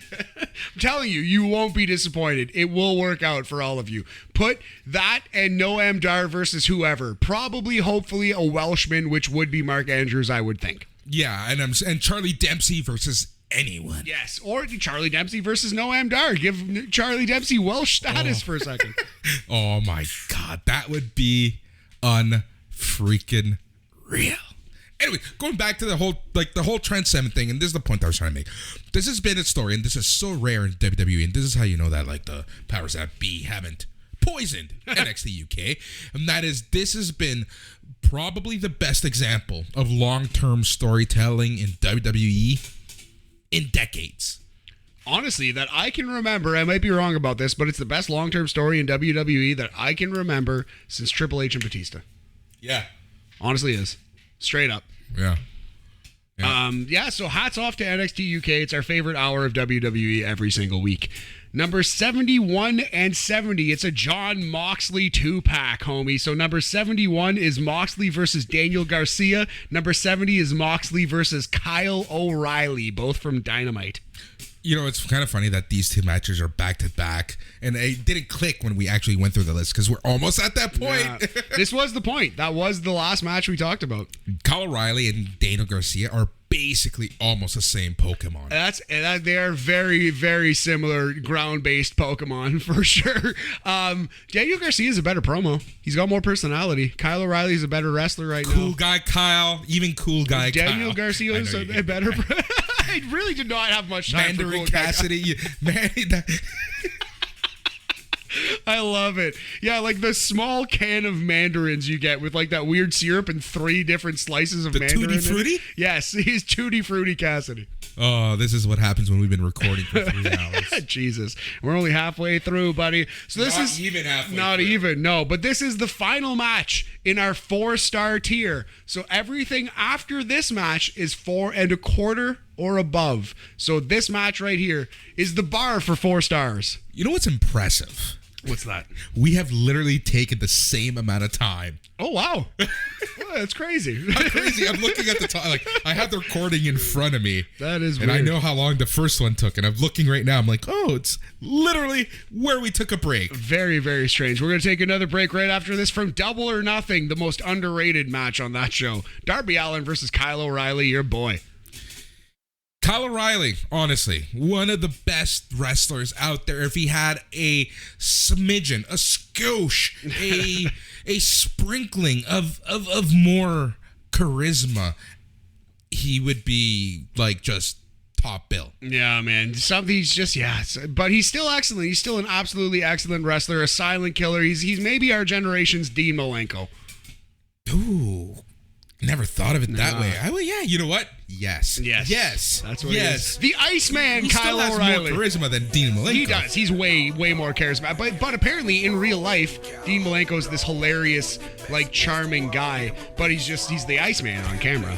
Yeah, I can see that, honestly. I totally understand that. Now, bang on. All right, we're going to take a break. Going to take a breath outside. Seriously. But we will be right back. You can take a break, too. But the 4.25 star matches are coming up next, boys. I put it on my father no matter how hard this life can get.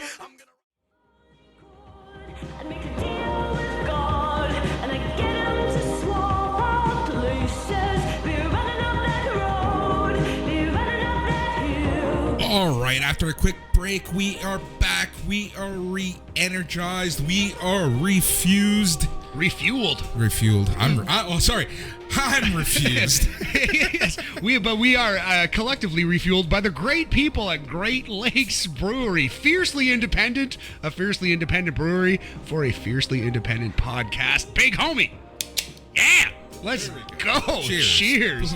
Thank you, Great Lakes, for keeping us hydrated for this thing. It's absolutely amazing. And we're so blessed to have any sponsor at all here on this thing. I love it.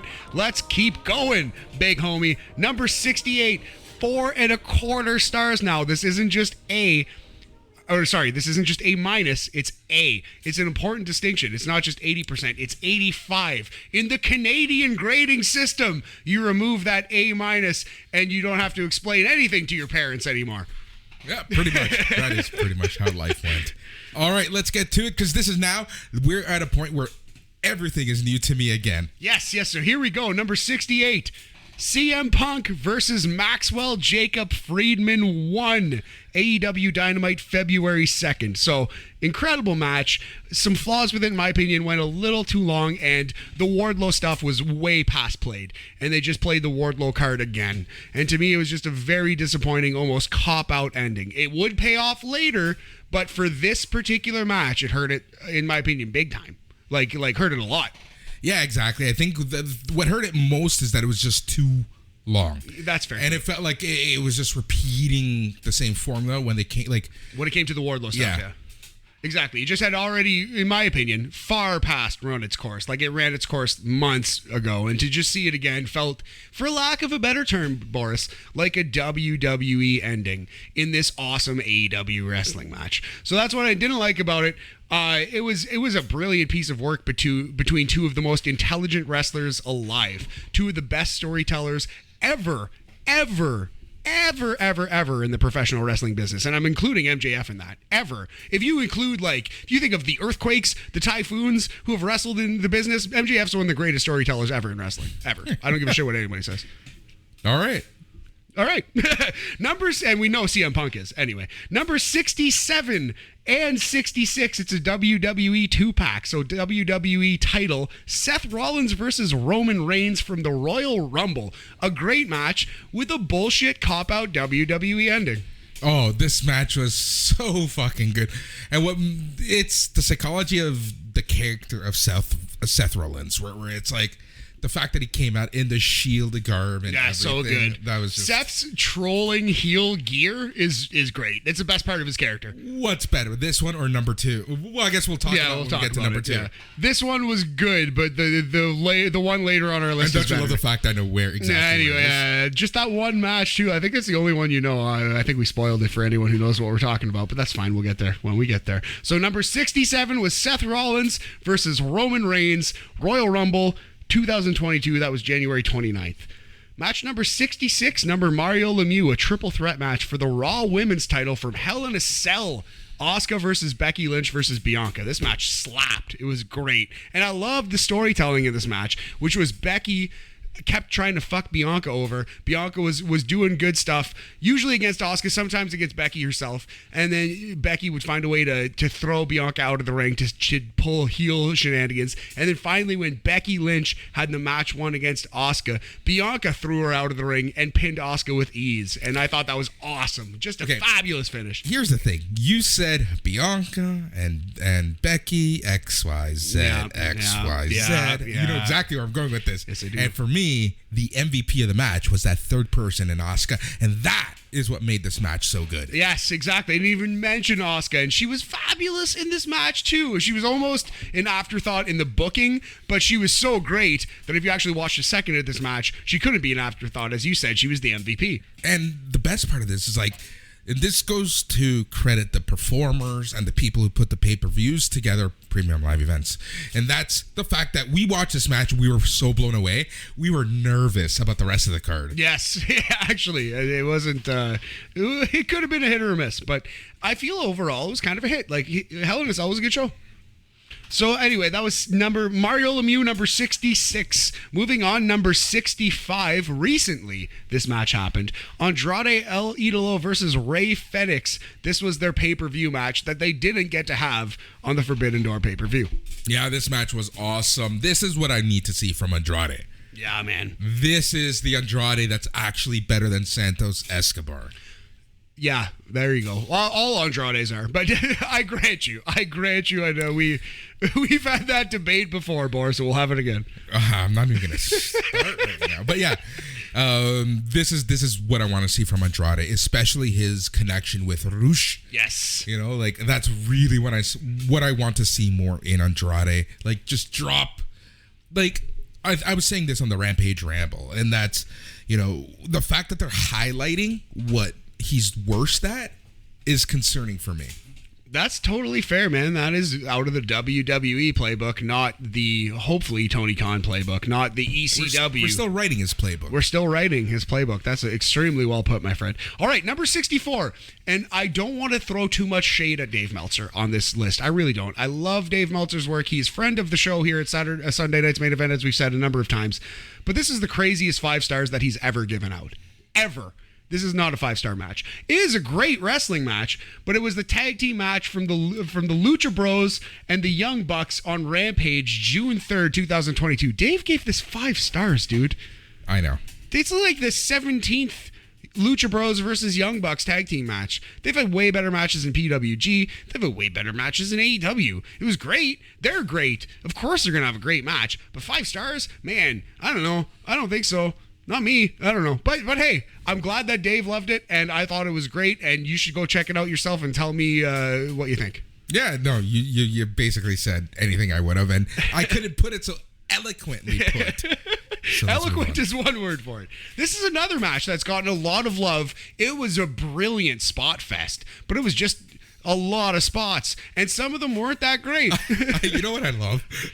The fact that somehow it's sounding like we are criticizing these matches. Okay, yeah. This is an incredible. Let me start again. A brilliant, beautiful spot fest. This was awesome, and everyone looked great. So this was a fatal 5-way match from Triple Mania. So it was Bandito versus El Hijo del Vikingo versus Laredo Kid versus Rey Fenix versus Taurus. And this was an awesome friggin' spot fest from the most recent Triple Mania show, June 18th. Yeah, and you look, we've seen this match play out a lot of times at this point. And you know what?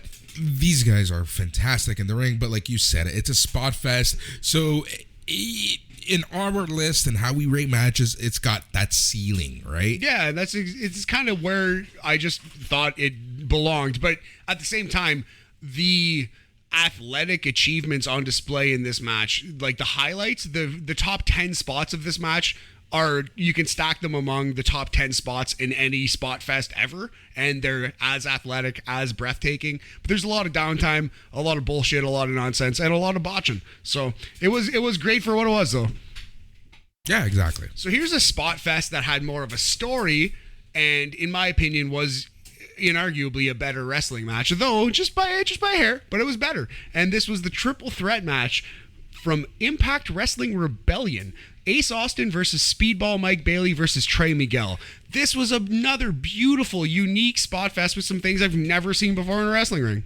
Yeah, exactly. Like, this match was excellent. This is one of those Impact matches that you really do have to check out, even though you should be checking out Impact again at this point. Like, I think they're doing such a good job overall. At least their pay-per-views. I think the pay-per-views have earned our time. If you can find the week-to-week show boring maybe a little bit, and I think it's good, and whenever I watch it, I enjoy it. But yeah, you can find it boring, and if you don't like intergender wrestling, there's a little bit of that on Impact Wrestling. But the Impact Wrestling pay-per-views at this point, I feel like they always deliver. They're really good. So that was number 62. Match number 61. It's a trios match. The winning team gains advantage for blood and guts. It's from Forbidden Door. Eddie Kingston, Shota Umino, and Wheeler Yuta versus Les Sex Gods of Chris Jericho and Sammy Guevara and their tag team partner, Minoru friggin' Suzuki. I love that. I love the fact that we can put those three names in one team. It's crazy. It's amazing.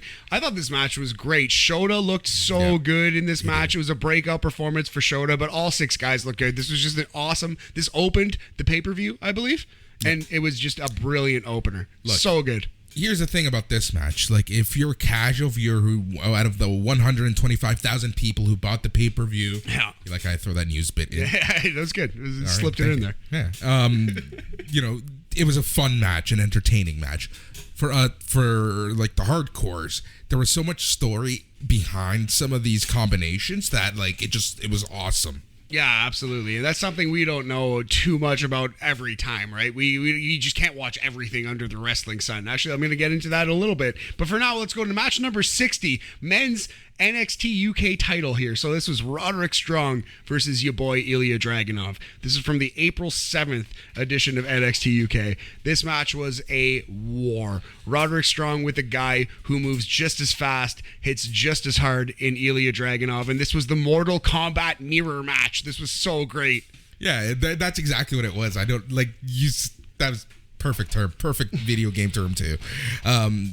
Yeah, this match was really freaking good. And I feel like, it's a good reminder that how good in-ring Roderick Strong is. We forget, we sleep on Roddy Strong, but he's one of the greats. In the wrestling ring, you can't fuck with him. He's so goddamn good.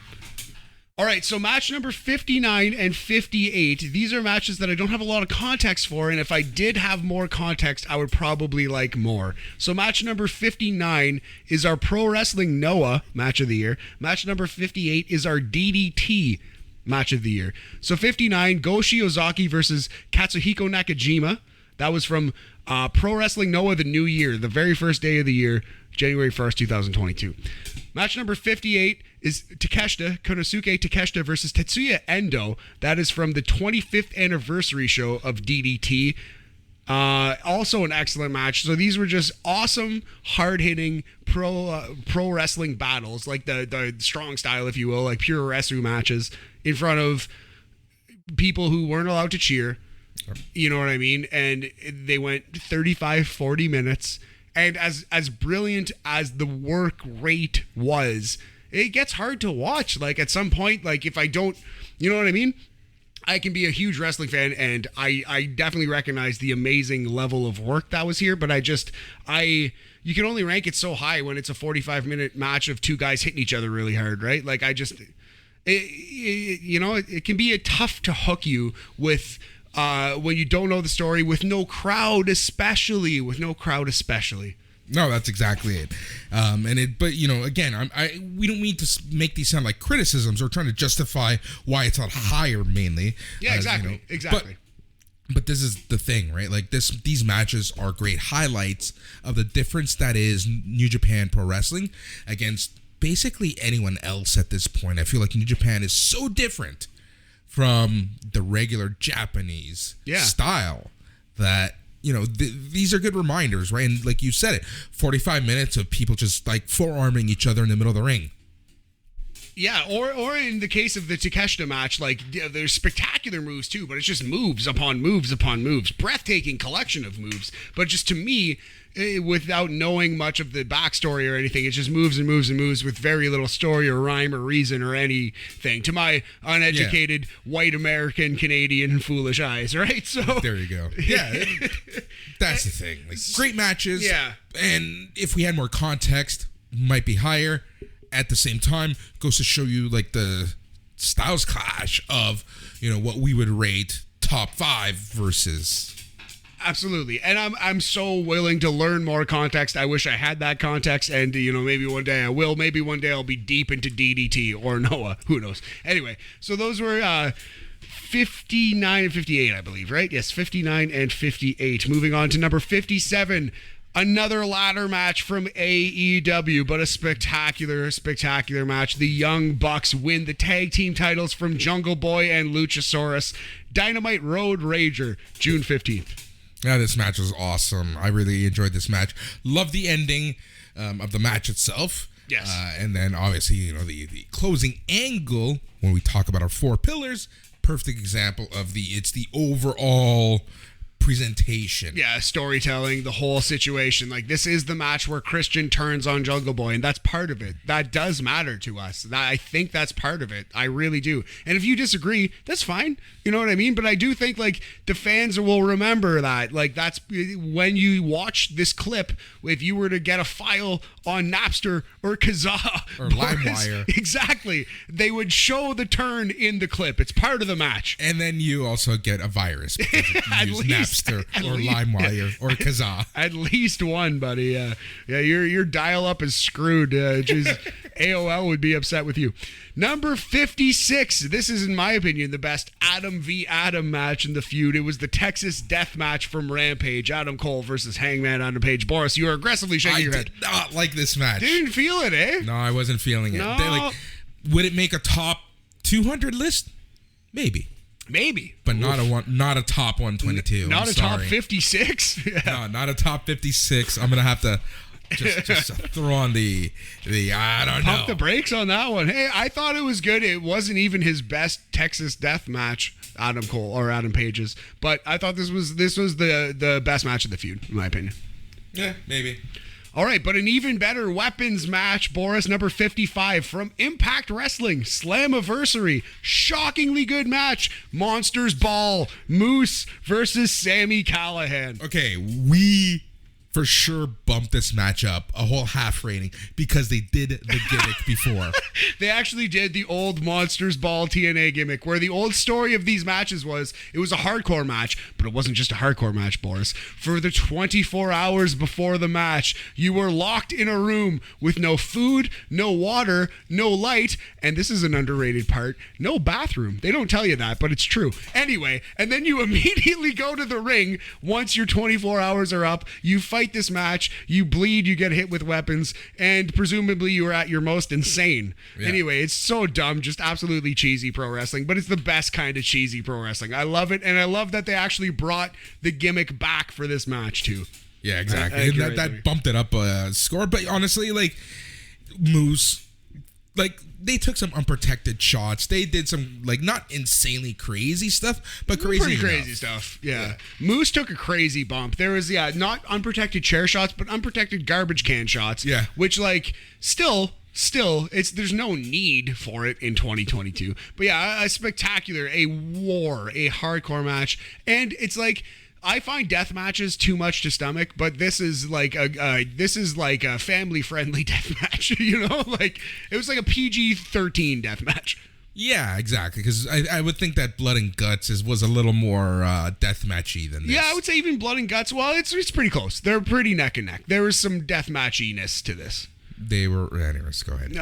There was blood and perhaps even a gut or two. Sami Callihan. Anyway, no shade on Sami Callihan. We both have some fucking monster guts, buddy. Anyway, number 54, AEW tag titles. It's a triple threat tag team match from AEW Revolution. Jurassic Express versus Red Dragon versus the Young Bucks. So this was funny. My cousin Brad randomly was texting me during this match, and he's like a super casual wrestling fan. Watch maybe 1 or 2 shows a year.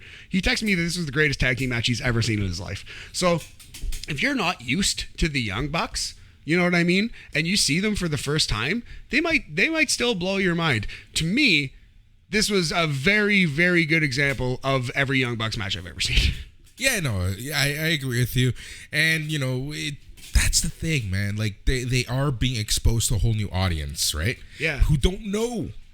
Exactly. Well, this is the thing, man. So they play the greatest hits a lot. From time to time, they'll play the fucking greatest hits. But guess what? The Eagles' greatest hits is like the best-selling album of all time. Like, their greatest hits are incredible. They're so damn good. So because we've heard the album so many times, we become a little numb to it. But the Young Bucks are fucking great. Like, let's not sleep on it. Forbidden Door proved it. Yeah, absolutely. Absolutely. That was number 54. Number 53, more of a straight-up 1v1. Another Kyle O'Reilly performance versus Jungle Boy in the Owen Hart Foundation tournament. This was a qualifying match. I love this match. Yeah, this match was freaking good. So good. Jungle Boy's singles push is going to be very good because, like, his singles matches always over-deliver, I find. Like, he had a great one with MJF in his career. He had a great one with Kenny Omega in his career. A great one with Dax Harwood in his career. You know what it is? When think about this. every time he has a one-on-one match, Yep. it's an event. And it's got stakes. It's got That's a, what I mean. a reason. Like, yeah, man. Think about it. Think of this. Like, every time Jungle Boy has been featured on a one-on-one match, it's been featured.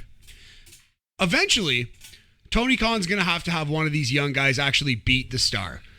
It might be Jungle Boy Jack Perry. He might be the one who gets a random title match on a random Dynamite and fucking wins the title. Yeah. Oh, yeah. I hope he is. I hope he is. He's a great wrestler, man. Yeah, if this new post Jurassic Express character is any good, he could be a world champion. And that, you know what? I think that's a thing, right? I take the time to retool him now to be that character that's going to beat Luchasaurus and then move to the main event. I almost said the words babyface Shawn Michaels, but babyface Shawn Michaels in 1995 was like the worst drawing champion ever. Actually, no, Diesel was champion in 1995. He was champion in 96, and business did start going up, although not much. But so Diesel's the worst drawing champion of all time. But yeah, so a better version of babyface Shawn Michaels is the ideal goal for Jungle Boy, I think. And I feel in terms like of character, humanized. Yes. A jungle man, if you will. Number 52, Hangman Adam Page versus Konosuke Takeshita from Wild Card Wednesday. This match fucking slapped. Takeshita rules. This was had shades of Ric Flair versus Barry Windham. I feel like Takeshita's been compared to Barry Windham a lot because he's just all potential, big kid, doesn't know how good he is yet, and great athlete. Sky's the limit for him. And, yeah, this match was awesome. Like, this stands out as one of those matches. His, like, you know, considering how much wrestling we watch in a year, in a week, in a month, whatever, this match, the fact that this stands out as one of those really good ones. Yeah, man. Absolutely. So that was 52. Number 51. This is one that was highly pimped to me. Some people might be upset that it's this low. Just outside the top 50. Still an incredible wrestling match. Alex Shelley versus your boy, the Speedball, Mike Bailey, from your promotion, Impact Wrestling. The multiverse of matches, Boris. April Fool's Day of this year. Hey, I love this match. I absolutely loved this match and the storytelling and everything. This was a great match. It was a great match. It was an absolutely great match, and we're spoiled with great wrestling. A great match in a great year. Mm-hmm. Top 50 time, big homie. And we're going to start with WWE WrestleMania Backlash. Cody Rhodes versus Seth Rollins 2. Backlash. Did this open the show? Yeah. Oh, there you go. The show. Okay, so yes, this is the best match on Backlash. Yeah, and it was great that two great matches bookended the show at the end of the day. So, but this match was so good, and what loved the most about this match is the fact that it already had a bar set, right? Yeah. Like and the WrestleMania match, a lot of people rate it one of the better matches, right? Haven't heard it yet. I'm just saying. So, you know, the fact that this match, a lot of people think is as good, if not better, or just slightly worse, goes to show you how good their trilogy was. I would say, like, if you're rating on the typical scale, like the achievement, the moves, the like figure skating scale, for lack of a better term, this match might have been better. It might have been a better match purely in the ring, but the spectacle of Cody Rhodes coming out at WrestleMania, as we will touch on later in the list, spoiler alert, was just too much to bear with. Kept secret. But that was number 50, top 50 match, Cody versus Seth Rollins from Backlash. Number 49 from the Forbidden Door. Yet again, what an excellent show it was. Claudio Castagnoli versus Zack Sabre Jr., second best match on the show. Silver medal match of the Forbidden Door show. Just a banger. Just a banger. Claudio is 2 for 2, top 50 matches this year. Yeah. Oh, yeah. Yeah. And these matches might even, I guess no one raises in ranking from mid-year to end of year. I mean, if I hear a passionate argument or someone says rewatch this match, you're wrong, I definitely could. It's possible. But for you never sure. listened to me when it came to the exploding bullshit match from last year. Well, because that match was great and you're wrong. It was not good. It was not good. You're right. It wasn't good. It was great. Anyway. Oh! Anyway, exploding barbed wire, Jon Moxley versus Kenny Omega, not on this list because it was on last year's list. But that was number 49 that we had just touched on, Boris. Claudio versus Zack Sabre Jr. Number 48, A-Kid versus Charlie Dempsey 2. A better technical match than Sabre versus Claudio. I ranked it here on purpose as a hot take. It was Heritage Cup rules. Go watch NXT UK. It's the best hour of WWE all week, I promise you. And go watch a Heritage Cup match. And go watch a Charlie Dempsey match. But yeah, Heritage Cup is like, it's basically the old World of Sport round system match where there's 6 3-minute rounds. It's 2 out of 3 falls. And it's like a more sport-like presentation than any other WWE match you will ever see in your life. Exactly. And these matches, like, they have 6 rounds and it's best of 3. But here's the thing, like, they tell so many different stories. Yeah, it's there's so many ways they can go with it, and they do explore different stories. And yeah, they're always good. They sometimes only the champion wrestles in those matches, but this was a match where neither of the people were the champion. So I would like to see more Heritage Cup rules in NXT UK. Borderline, I could see all NXT UK matches being Heritage Cup rules. I wouldn't be upset if that happened. No, exactly. All right, my friend, that was 48. Now we're entering a New Japan pack. So I have missed a couple New Japan shows. I haven't seen Dontaku yet, and there's a couple great matches. And I haven't seen, was it Dominion? I haven't seen Dontaku or Dominion or the Best of the Super Juniors. So please bear that in mind. There's like an Ishii Tanahashi match that was great. I haven't seen. Bunch of shit on the Super Juniors, haven't seen. So there are a couple, spots that I will mop up for the January list. I'm only human, Boris. Only human after all over the blame. All the commercials that are ever on television. Oh my God.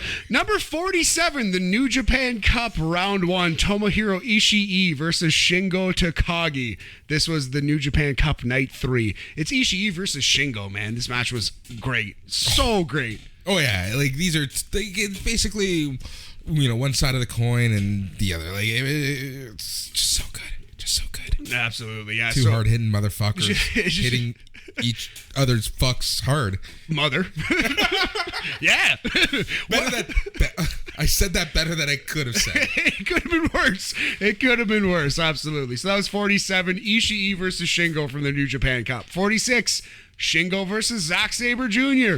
from the New Japan Cup. The New Japan Cup is underrated because people lose their mind over the G1 all the time. But the New Japan Cup is their king of the ring. It's the single elimination tournament, and it also produces excellent matches. Yeah, I think we've the BAM lists have surely given it its respect. Because we watch it all, so yeah. Yeah, exactly. Whew, I don't know if we can do. Well, we will for the G1, but yeah. Yeah, well, the G1's actually going to be easier this year because it's 87 matches or whatever instead of 200. So the breaking it up has helped for us, for nerds like us who want to watch it all. Anyway. Podcasts about it. Yes, exactly. Number 40. That's funny. Number 45. New Japan Cup Final 4. Okada versus Naito. 7, 12, 14? Yeah, who knows? Yeah, this match was really good. And there's, maybe I feel like we've underrated this match because we've seen it so many times. Yeah, man. We have this expectation of it's going to be good no matter what. So I feel like this match... It's hard. Well, I'll tell you. Okay, so here's the proof positive of your point. Here's what I have right here. 45, New Japan Cup Final 4, Okada versus Naito. 44, Okada versus Naito from New Year's Golden Series, where Okada defends his title versus Naito. Now, these both are brilliant matches, and I know every time they work, they're going to be awesome together. But can you distinguish those matches between each other right now at this moment? Do you remember a single thing of either of them? No, exactly. I do, but I don't. Yeah, I know what you mean. I have a sense that they were great, and I promise you I watched them. I care so much about this list, and we ranked them properly as best of my ability, and I could watch it again and give you a better, fresher update. But at this moment, 3 hours into this podcast, I don't have a single fucking memory of this match or the one that because it's Okada Naito. Because it's Okada Naito 17 and 19, right? Exactly right. So anyway, here's a match that I do have distinct memories of because it was Okada versus somebody who he doesn't wrestle every day. Okada versus Despy, El Desperado, New Japan Cup Round 1. This is number 43 on our list. It was a fucking banger. I love El Desperado. Oh, yeah. El Desperado is so freaking good. It's one of those guys. This is the thing. I think, we were talking about AEW having a glass ceiling. New Japan has a glass ceiling. That's well put. Yeah, man. Yeah, but the man atop the ceiling deserves to be there at least. Like, I can understand why they have Okada as the champion. No, of course, but it's like one of those things, like, and it's our biggest criticism of New Japan Pro Wrestling, and that is the fact that it's like they're almost afraid to take a risk. Well, like, look, Hiromu won the Best of Super Juniors again in a match that he probably should not have won over El Desperado, if I'm not mistaken, right? So this was probably the biggest match of El Desperado's career, and boy, did he deliver. And this was Okada working against a cruiserweight, Okada being the dominant. This was, obviously Okada won this match, but this reminded me of a Scott Hall performance, you know, because he gave so much to him. Yeah. And Okada's so cool, so tall. It reminded me of Razor Ramon versus 1-2-3 Kid in a way, but way fucking better. I love that. I love that comparison. Yeah, man. Thank you.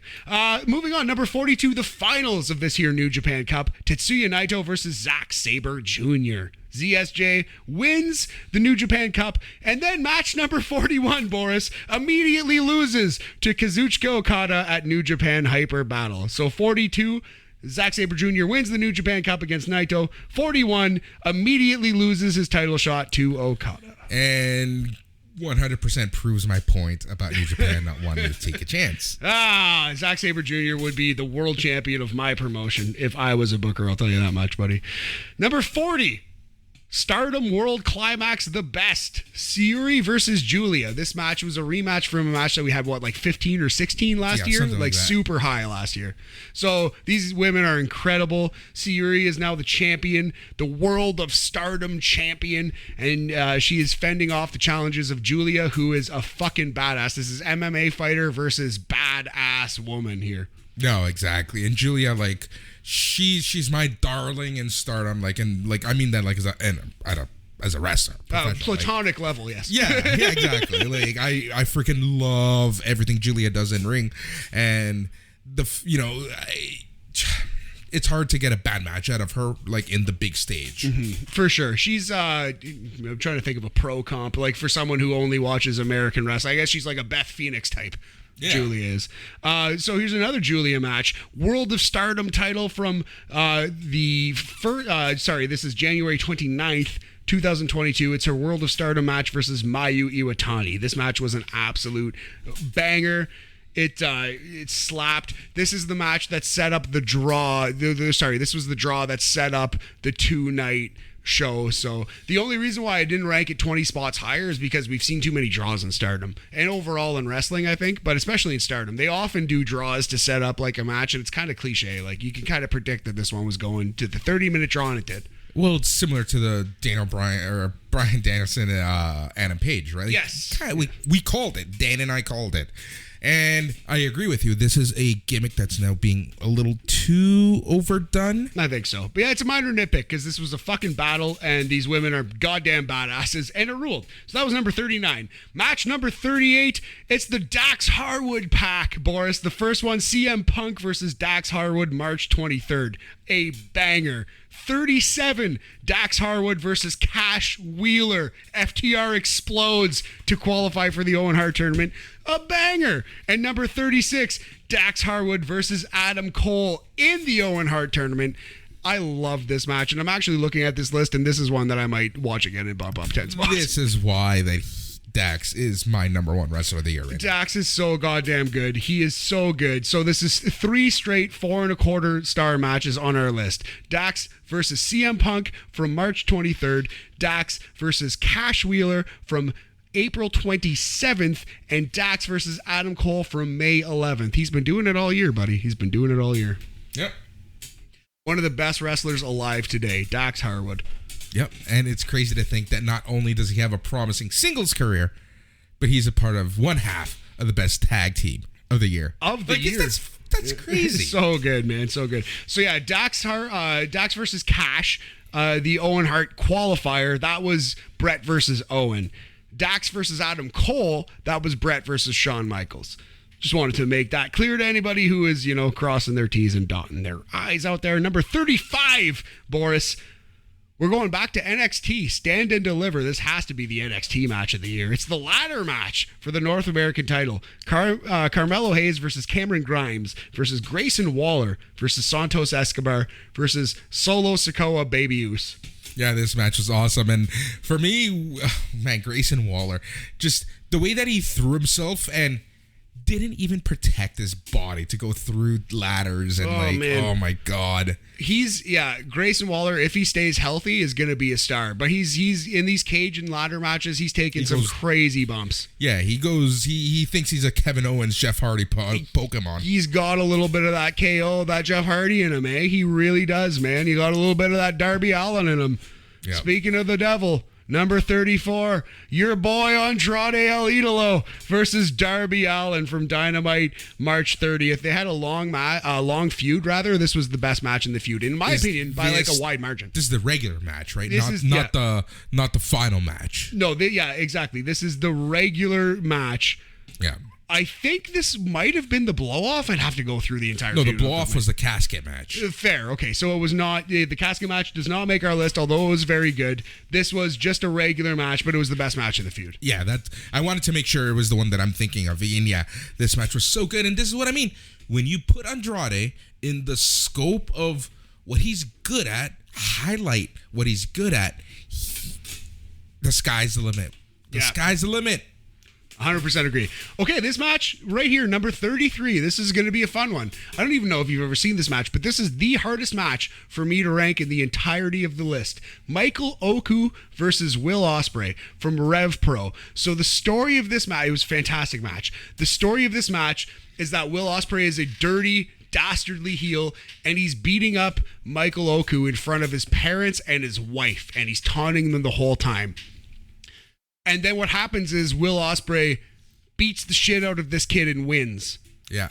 And I think it's the wrong kind of heat. I think this was Vince Russo. I think this was this NWO. Is Vince McMahon heat. Exactly. This is I'm gonna kick your ass at home in front of your family. That's what I mean. Like, objectively, it was storytelling that was pretty compelling, but it was just like, what's the story here? Like, this guy's a loser and a bitch, and what's the payoff? Exactly. So, is he gonna go to Will Ospreay's home and beat him up? Is he gonna actually vanquish this guy, or was it just done to get Will Ospreay some heel heat? So I've heard this called like the best storytelling match of the year. I thought the story was kind of bad and made Michael Oku look like a little bitch. Like, if this match happened in 1985, 86, it would have ended Michael Oku's career. Ended it. We all know wrestling's fake. We all know it's just a story. But, like, if this guy got beaten up and brutalized and lost in front of his wife and parents the way that he did. Sorry? And Gamma. Yes. I don't know. You can't lose in front of Gamma. What's Gamma? I don't understand. Grandma. Oh, it was Gams was there too? Yeah. I forgot Gams was there. I thought it was some kind of anime joke for some reason that you were making. Ouch. Anyway, Boris, just a great match, but I don't know, like, he was completely and totally emasculated by big bad Bill Ospreay. He was embarrassed, his family was embarrassed, his girl was traumatized, by the letter of the law assaulted in this match, and then Oku loses embarrassingly while all of his loved ones look on from the front row. Fucking cool. You know? So, like, this is the most Vince McMahon booking ever. Very, very tough match to rate, because it was great, but at the same time, I think you might have killed Michael Oku's career. But here's the thing, right? Like, we were talking about payoff. Like, and a perfect example of payoff, as much as I hate it, because Toronto took a licking on this one, it's literally in SummerSlam when Edge beats John Cena in Boston. Yeah. And then a month later, it's Return, where Edge beats John Cena beats Edge in Toronto. So if in a year or 6 months or ever again Michael Oku wrestles Will Ospreay and avenges this loss, maybe I'll have to go back to this, and maybe I'll be proven wrong. But I don't think that this is like, it's not like I've ever seen a promo in the ensuing 6 months between them. It's not like I've heard word one about the feud or the build. It's not like Will Ospreay has ever mentioned Michael Oku again. I think he just emasculated this man and beat the fuck out of him in front of his family. So cool. Good for you, Will. Big W for Big W. I love how upset this makes you. I'm pretty upset about it. I just like, maybe I'm just traumatized from NWO and WCW and Vince Russo, but like, it's kind of why I dislike the Young Bucks too. Like, I don't like a heel who will not get his comeuppance. That just renders all of wrestling pointless. Do you know what I mean? Well, that's the thing. Like, if you look at wrestling in its most basic point of view, good guy will always triumph over bad guy. And that's why I hated the Donald Trump presidency. Anyway, let's move on. Match number 32, Windy City Riot. Jon Moxley versus Will Ospreay. Another banger from Chicago. A better Will Ospreay match because he didn't emasculate Jon Moxley in front of Renee. Or did he? Yeah, no, I'm pretty sure he didn't. No, in the match. Yes, in the match. By God. Anyways, it's that time of night. But yeah, so Will Ospreay, man, like him and Moxley, they're such different styles that these matches, in my opinion, with these two, can just make it work. Actually, yeah, man, it's like it could go one of two ways, but it clicks. It's the opposite. Yeah, it's what we just said. Styles clash versus styles contrast, right? Was that in this one or the one we cut? Anyway, it is a contrast, not a clash of styles. Shout out Big Vinny V, the inspiration for this podcast in a lot of ways. All right, so that was number 32. Match number 31. Orange Cassidy versus Will Ospreay, the best match on Forbidden Door. Yes. 4.25 stars, not a classic. I heard a lot of people say there were like 3 or 4 classic matches on Forbidden Door. There were 0 classic matches on Forbidden Door. It was a great show full of 4-star and 4.25 star matches. Excellent, great matches that you will not bounce your child on your knee and tell them about in a generation. Yeah, pretty much. This match was great. Great. And I'm trying to, like, I don't want to backtrack on anything I said before. Mm-hmm. And I won't. Very good. No, but like, I always said this match is going to be good in ring, but it could have been better in terms of name recognition. Oh, big time. But hey, man, I've said it before. I will say it again, gladly, happily to anyone who's listening. Orange Cassidy is my favorite wrestler. I'm not saying he's the best wrestler. He is my favorite wrestler. I will stop what I'm doing to watch anything Orange Cassidy does on any show. I love this man, and I think he's brilliant. I love his work, and this was exactly what I wanted this match to be. Yes. Match number 30, dog collar match. CM Punk versus Maxwell Jacob Friedman 2. So this was violent, bloody, a worthy dog collar match, which is the best compliment you can give it. It's trying to live up to Piper Valentine, and it succeeded. So, goddamn. To its own, like, yes, in its own way. Yes, in its own way. It wasn't. I'm not saying it was every bit as good or as violent, but it lived up to the stipulation. Sticking with the bloodbath motif, number 29 from Defy Wrestling Wild Ones. Filthy Tom Lawler versus Jon Moxley. And number 28 from GCW Bloodsport 8, WrestleMania weekend, Biff Busick versus Jon Moxley. Bloodbath war, awesome, brutal, violent, hard-hitting, intelligent, spectacular wrestling matches. Yeah. The Lawler match I like in its own respect just because it was a wrestling match. Yes, yeah, it was. It could have. It did a little more blood, but it could have fit right in like the 80s or the 70s, maybe. Yeah. Whereas the Biff Busick match had its own rule set. Yeah, it was a UFC fight, worked UFC fight on acid, is what that was. Yes. Yeah. With all the blood. All of the blood that has ever been bled. So those were matches number 29 and 28. The Jon Moxley Bloodbath 2-pack versus Filthy Tom and versus Biff Busick, the former Oni Lorcan. Great. It feels like so long ago. A lifetime ago. Biff Busick is great. Get him in. We say this about everyone. I just want to see good people do good work in good places. Get him in AEW because he was great in PWG. So anyway, match number 27. Eddie Kingston, my boy. My second favorite wrestler. Possibly actually Eddie is ahead of Orange Cassidy. Only barely. Eddie Kingston versus Tomohiro Ishii, the best match of Capital Collision, which was a really good show. This match surprised me because it's like, okay, I'm not trying to say I don't like Eddie Kingston or he doesn't do good work, but when you think of wrestling matches, He's got a distinct style, but I know what you're saying. He's not Kenny Omega. He's not Will Ospreay. Exactly. But I love Eddie Kingston's work, man. I think he's a great professional wrestler. I think he's like an Ishii. He's like an American Ishii. He's like Walter in a way. His style is very similar to Gunther's. Yeah, it is. It is. It is. Yeah. Match number 26, Eddie Kingston versus Chris Jericho. Gun to my head, this might be the best Chris Jericho match in AEW. Singles match in AEW. He's had better multi-man matches. Yeah, this match was really good. I thought this was going to be higher, to be 100% honest. Yeah, this is at 26th. This is the bar for 4 1/4. This is the final 4 1/4 star match. And arguably the best part of this match was like the William Regal and Chris Jericho podcast like a week or two after, when Regal was just talking about people dropping each other on their heads and just like lamenting these young kids in the business. And then Jericho was like, oh yeah, Eddie just dropped me on my head like last week. Yeah, exactly.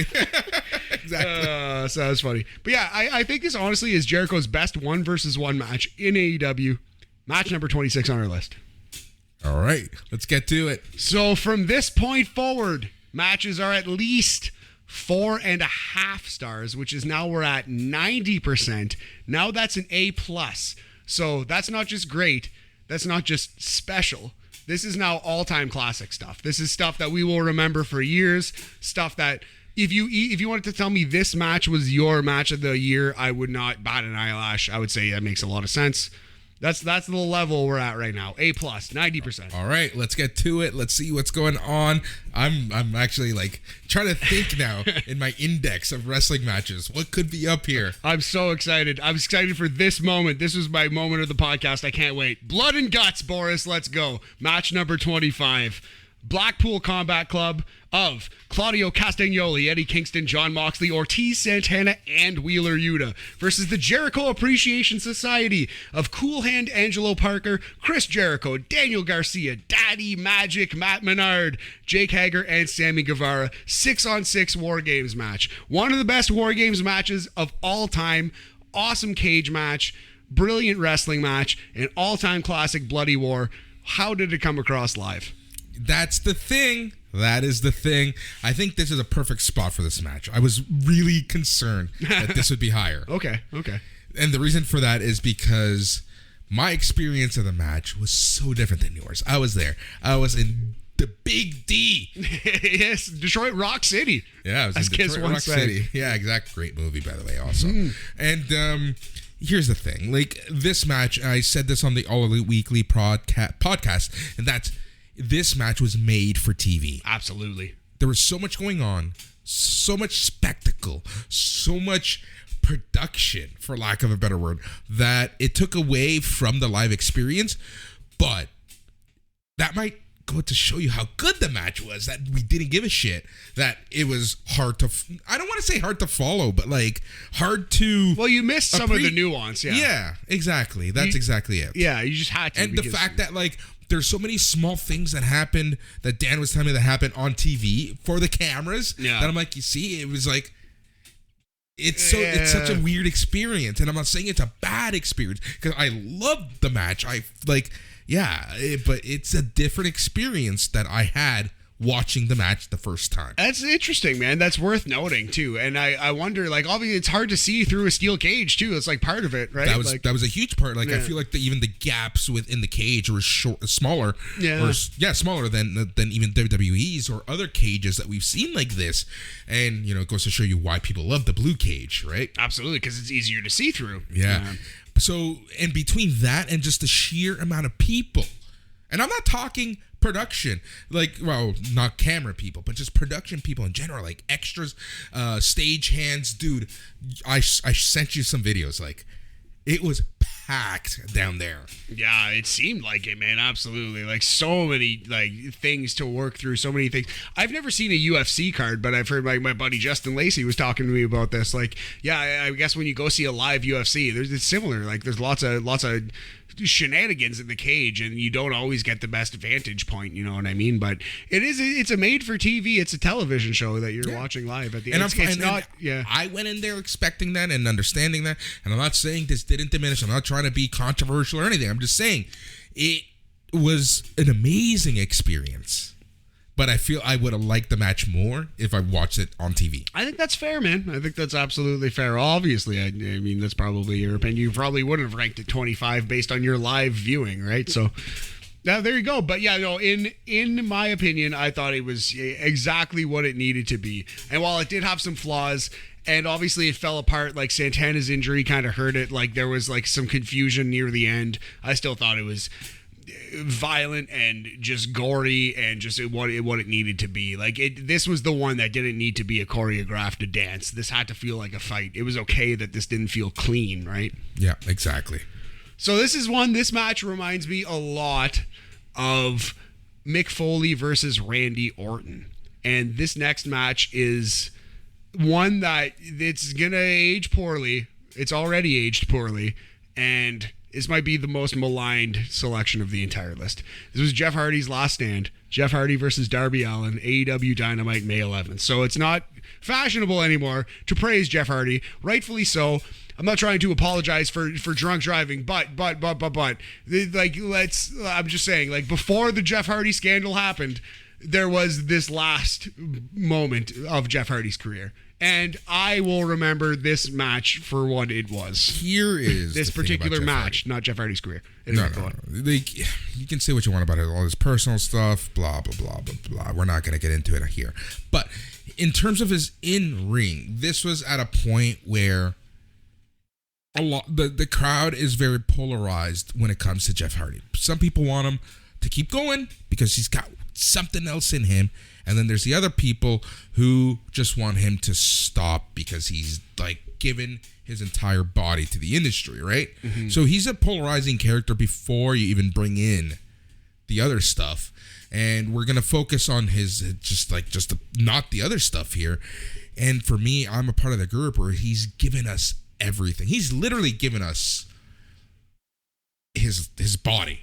To me, it's just like we've seen now him do it in WWE. He won the WWE title. He won, like he went to AEW, had all these spectacular matches, had, in my opinion, his final classic last hurrah with Darby Allin. That was exactly perfect spot fest in a way. But this was, it had the story, it had the history.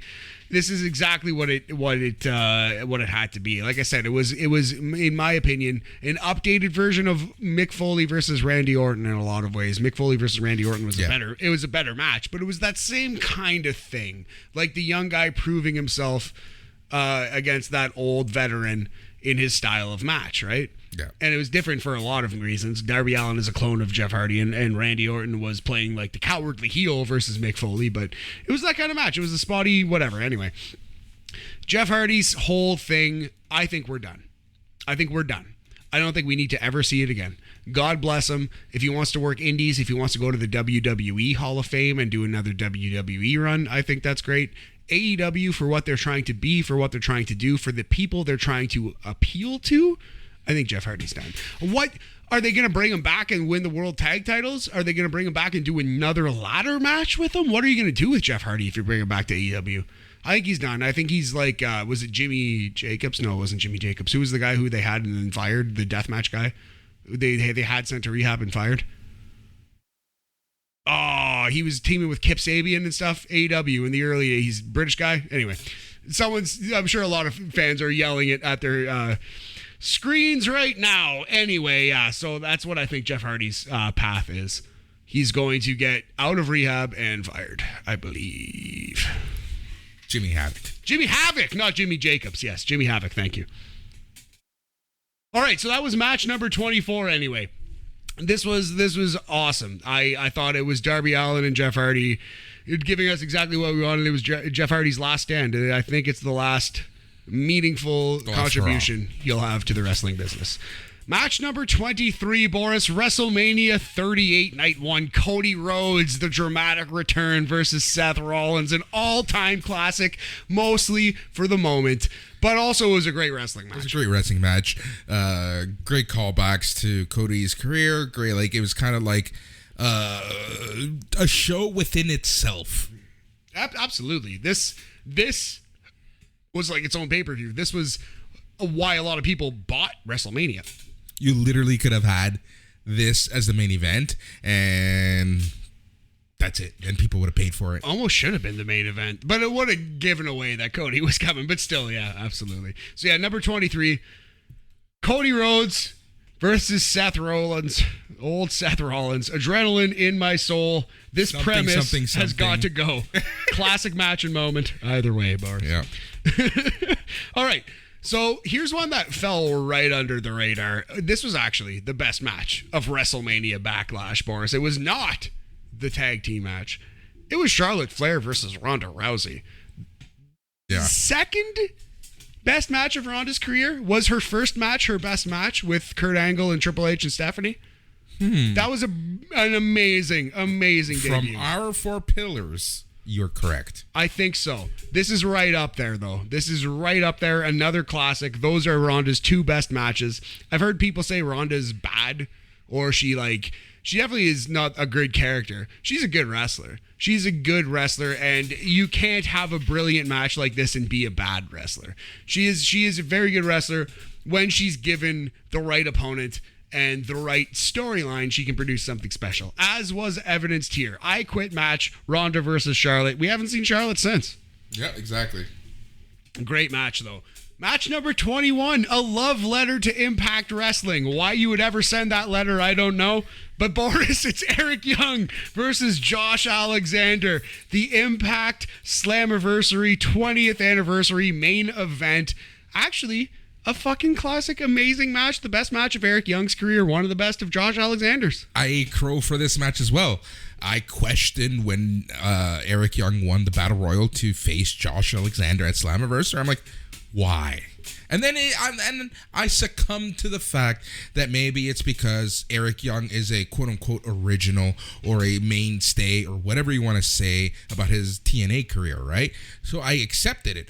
But I never even thought of like the Ontario factor, the fact that these two have probably fought each other God knows how many times. Yeah, that's a really good point. You know, and everything, just like there's just so much good that went on this, and then they gave us the FTR Hardy Boys treatment. Yeah, indeed, man.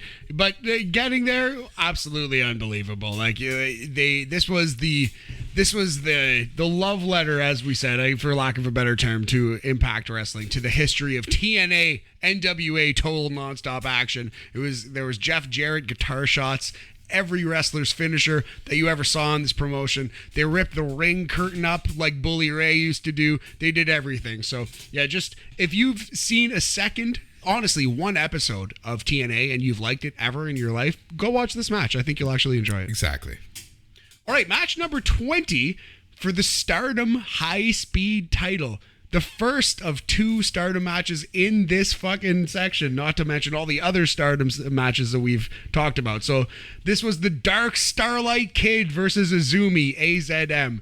A whiff of Tiger Mask versus Dynamite Kid here. A whiff of Rey Mysterio versus Juventud Guerrera. Dare I say a whiff of the Young Bucks in PWG. This is cutting edge pro wrestling. The light heavyweight cruiserweight match that looks like wrestling in fast forward. This is what wrestling might look like in 15 years. Yeah. Dude, okay. Starlight Kid, 20 years old. Absolutely incredible. She was born in 2002? 2001. That's wild. Azumi versus Dark Starlight Kid. Maybe the youngest classic match ever in wrestling. Right here. Like, and that is the thing that scares me about this, is the fact that we're still seeing Starlight Kid developing. Absolutely, man. Oh, she could be incredible. It's a bright future for the professional wrestling business. But yeah, this was that cutting edge cruiserweight, junior heavyweight spot festy, not spot festy, like Tiger Mask kinda, Rey Mysterio kinda. I guess that's spot festy in a way. But you know what I'm saying. Number 19, Boris, we're going to Wrestle Kingdom, Night 1, the main event of the first night of Wrestle Kingdom. It's Okada versus Shingo. So, you know, people, at the time, people said this was the best match on Wrestle Kingdom. Some people did. That's fine if you say that. I think this was merely the 20th or 19th best match of the year. Merely a classic. Merely. You know what I mean? No, this was an incredible match between two incredible athletes that main evented in the Tokyo Dome. How could you go wrong? Exactly. Shingo is one of those guys where you see his position now. Like, if he was in another promotion, he'd be like, he's being wasted. Oh, interesting. I like it. The hot take, Shingo Takagi. Yeah, no, He's you're right. The equivalent of the 24/7 belt. Yeah, you're right. He's making it look good though. He's elevated it. He's made it his own. But you're right. You're kind of right, man. That's depressing when you put it that way. Isn't it? Yes, indeed.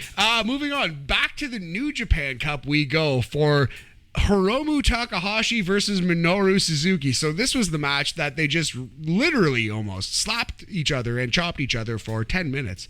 This was a striking battle. What this match was Hiromu trying to prove to Minoru Suzuki that he was tough, that he belonged against this heavyweight Pure Resu legend. And this match was fucking great. Oh, this match was so good. I know, like, earlier in the show we were saying it's like we don't want 40-minute match of two people just slapping each other. But there's that charisma that Hiromu brings to everything. And there's that almost legend status that Suzuki has.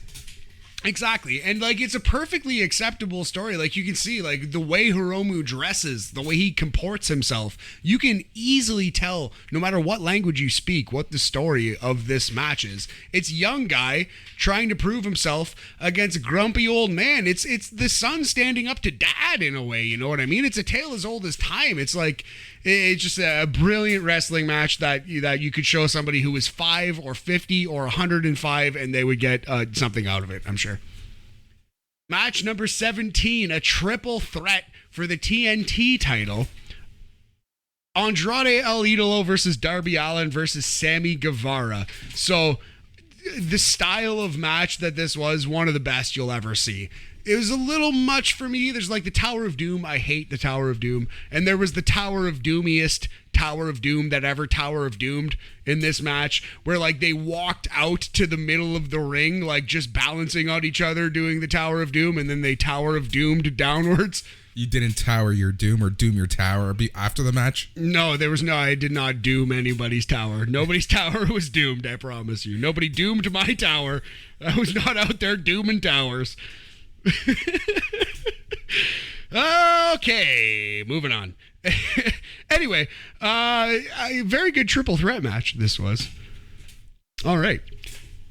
For the WWE Raw Women's title, Becky Lynch versus Bianca Belair. This was from WrestleMania Night 1.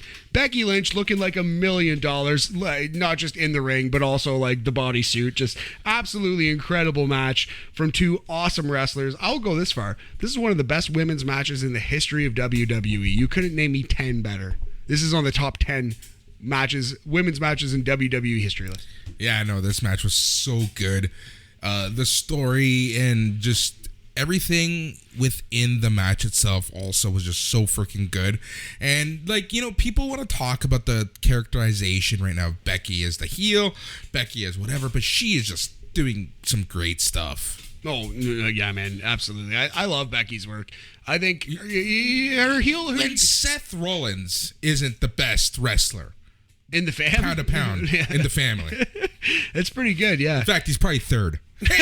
Oh, rude. Oh, man. But no, she's maybe miscast as a heel, but she's doing excellent work in her position. So I actually think if this exact match happened in AEW, it would have gone way more love. Go back and watch Bianca versus Becky from WrestleMania. If you include like the story they're trying to tell, if you remember their SummerSlam match from last year, it's one of the absolute best women's matches that WWE has ever produced.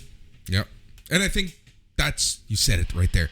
It was the payoff from that SummerSlam match. Yeah, absolutely. Consider it's literally the opposite ends of the spectrum. Pretty well.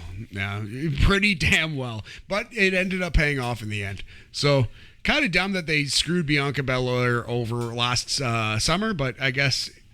I don't know, worked out in the end. Although I can't help but think, you know, they shouldn't have done that because it kind of hurt her. Like, I don't think she's as popular as she would be had she never been screwed over and lost in 5 seconds. Anyway. Yeah, some other multiverse. The same multiverse where Vince Russo is still writing WWE. Gross. So the next match, number 15 on our list, we're getting down there. So this is very interesting rules. From Stardom, a steel cage match where you have to pin your opponent to unlock the ability to escape. So it's not pinfall or escape. It's pinfall, then escape. It was a modified Queen of the Mountain match. Yes, interesting. Modified Queen of the Mountain. Well put, buddy. Yeah, absolutely. You have to become eligible to win this match. And the only way you become eligible is to get a win. Yes, and then if your opponent stops you from climbing up the cage, you are now back in the throes of the match. You are no longer eligible. You have to get a pin. Yes, exactly. And then the climb. So you have to pin your opponent, and then you get one attempt to climb out of the cage. Sounds like a love life. Jesus, Boris. The match is Natsupoi versus Tam Nakano. Steel cage pinfall, then escape match from Stardom. Fight in the top. Try the escape first. June 22nd, 2022. Well, yeah, no, it's just a hard-fought absolute battle. I thought it was the best Stardom match of the year that I have seen so far. Top 15 match of the year in very, very many years. In God, so many years in the history of pro wrestling. This is the best match of the year by a wide margin. I know we say this every single time we talk Stardom. And we will say this every single time we talk Stardom. Go and watch their shows. Yes. Please. They're so entertaining. They're so good. Yes, absolutely, man. 1,000,000% agree. And this was a cage match unlike anything I've ever seen before. Unique rules in a steel cage match. Pinfall, then escape. And it worked for me big time. That was number 15. Number 14. Judges in case of a draw match. AEW World Title, Bryan Danielson versus Hangman Adam Page from the January 5th Dynamite, the first Dynamite on TBS. So unpopular opinion coming up. Uh-oh. It's not about the match, it's about the rules. Why would you say judges included if you're not going to end the match with the judges having a say?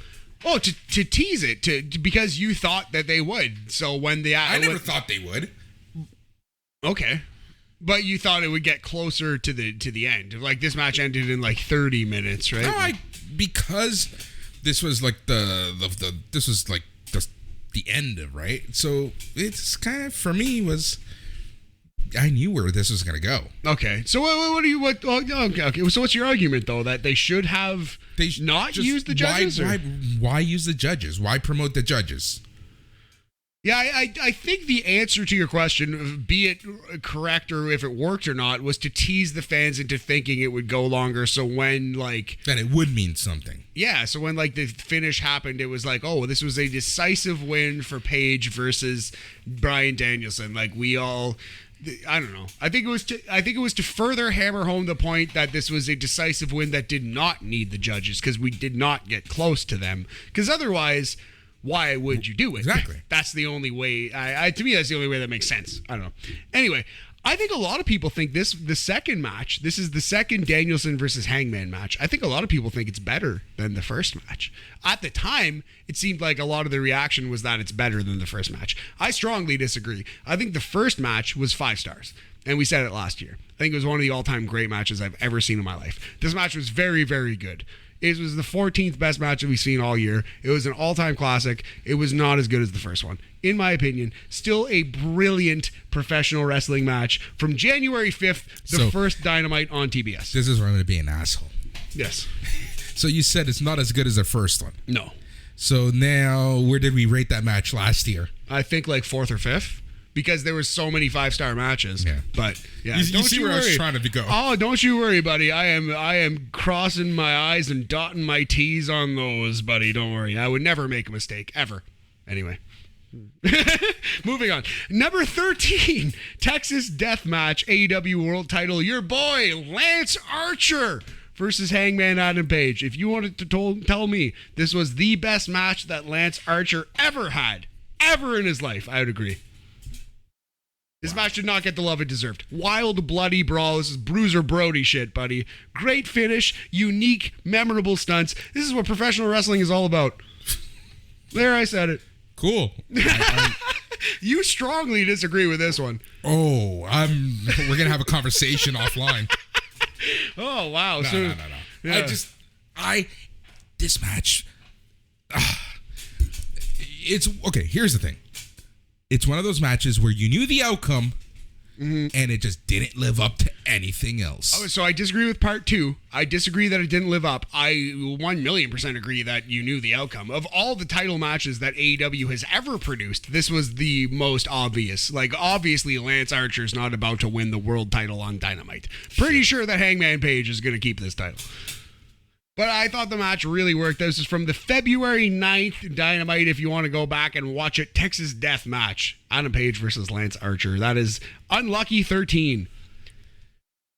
Number 12, buddy, we're getting there. Bryan Danielson versus Jon Moxley from Revolution. This match started the Blackpool Combat Club.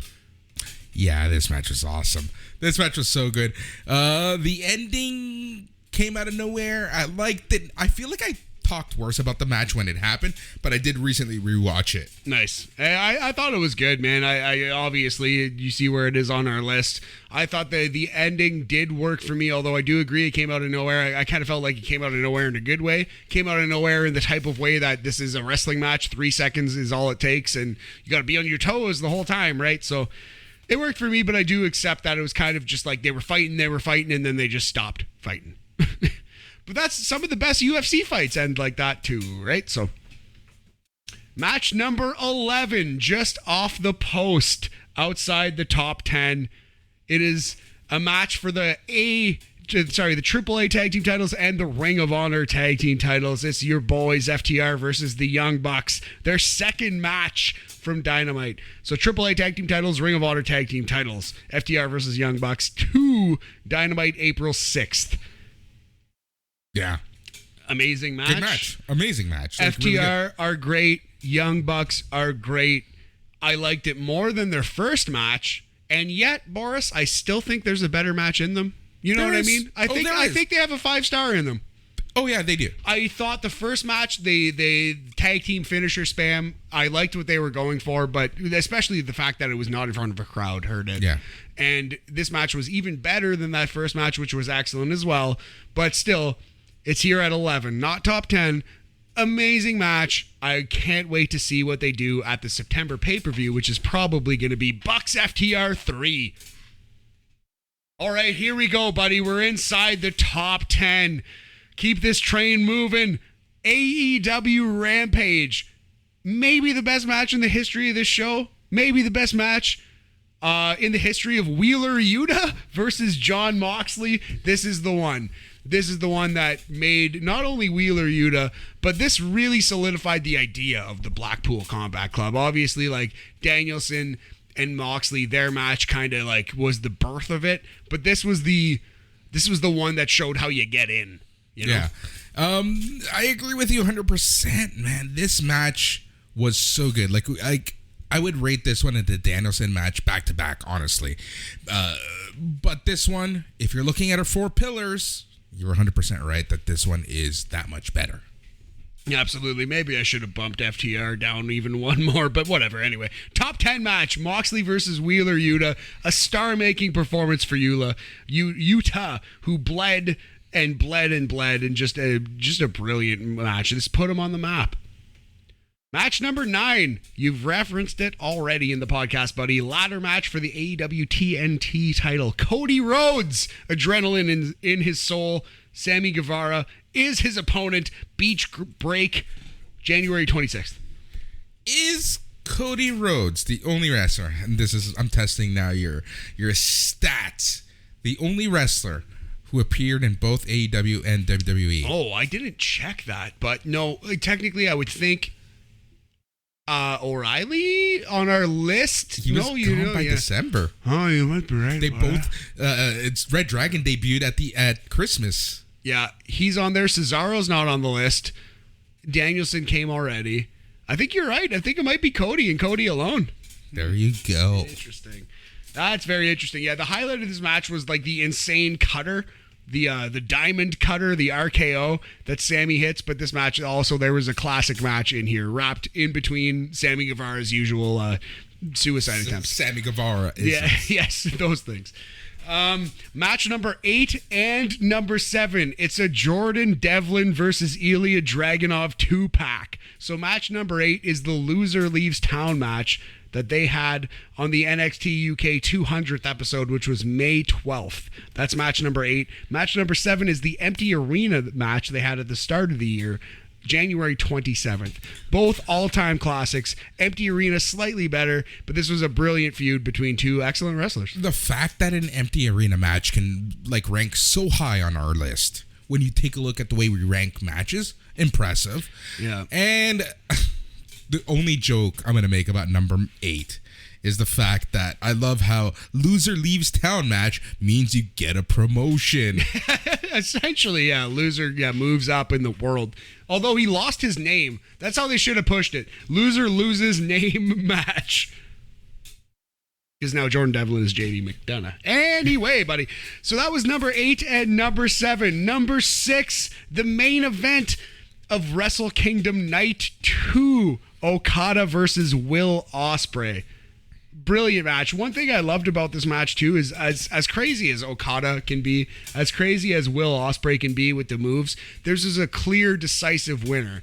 Okada kicked out of everything Ospreay did, hit one Rainmaker, and fucking beat his ass. And that is good. And then the story of the second match is, what else does Ospreay have? Exactly right, man. So some people said this was one of the best matches that has ever happened. 6, 7, 8, 12 stars, right? All right, we're not go that far. Amazing performance nonetheless. Top 6 wrestling match this year. Will Ospreay is great. For more on how great Will Ospreay is, consult AEW Dynamite Road Rager, where he and Dax Harwood had the number 5 match of the year. Dax versus Will Ospreay from Road Rager, June 15th. Number 5 on our list. This match blew my fucking socks off. Oh, this match. I couldn't believe it. When it was announced earlier on the day or the day before, and I sent it to you, I'm like, this is going to be on our list very high. Yes, absolutely. I didn't think it would be this high. Yeah, me neither, man, honestly, but holy, it's just incredibly good. How can Dax Harwood not be your wrestler of the year? He's really shown us a lot, and it's not just in the ring having good matches with good wrestlers. He's a good character, and this babyface turn, it's kind of showed a blueprint from how to behave as a babyface once you turn, right?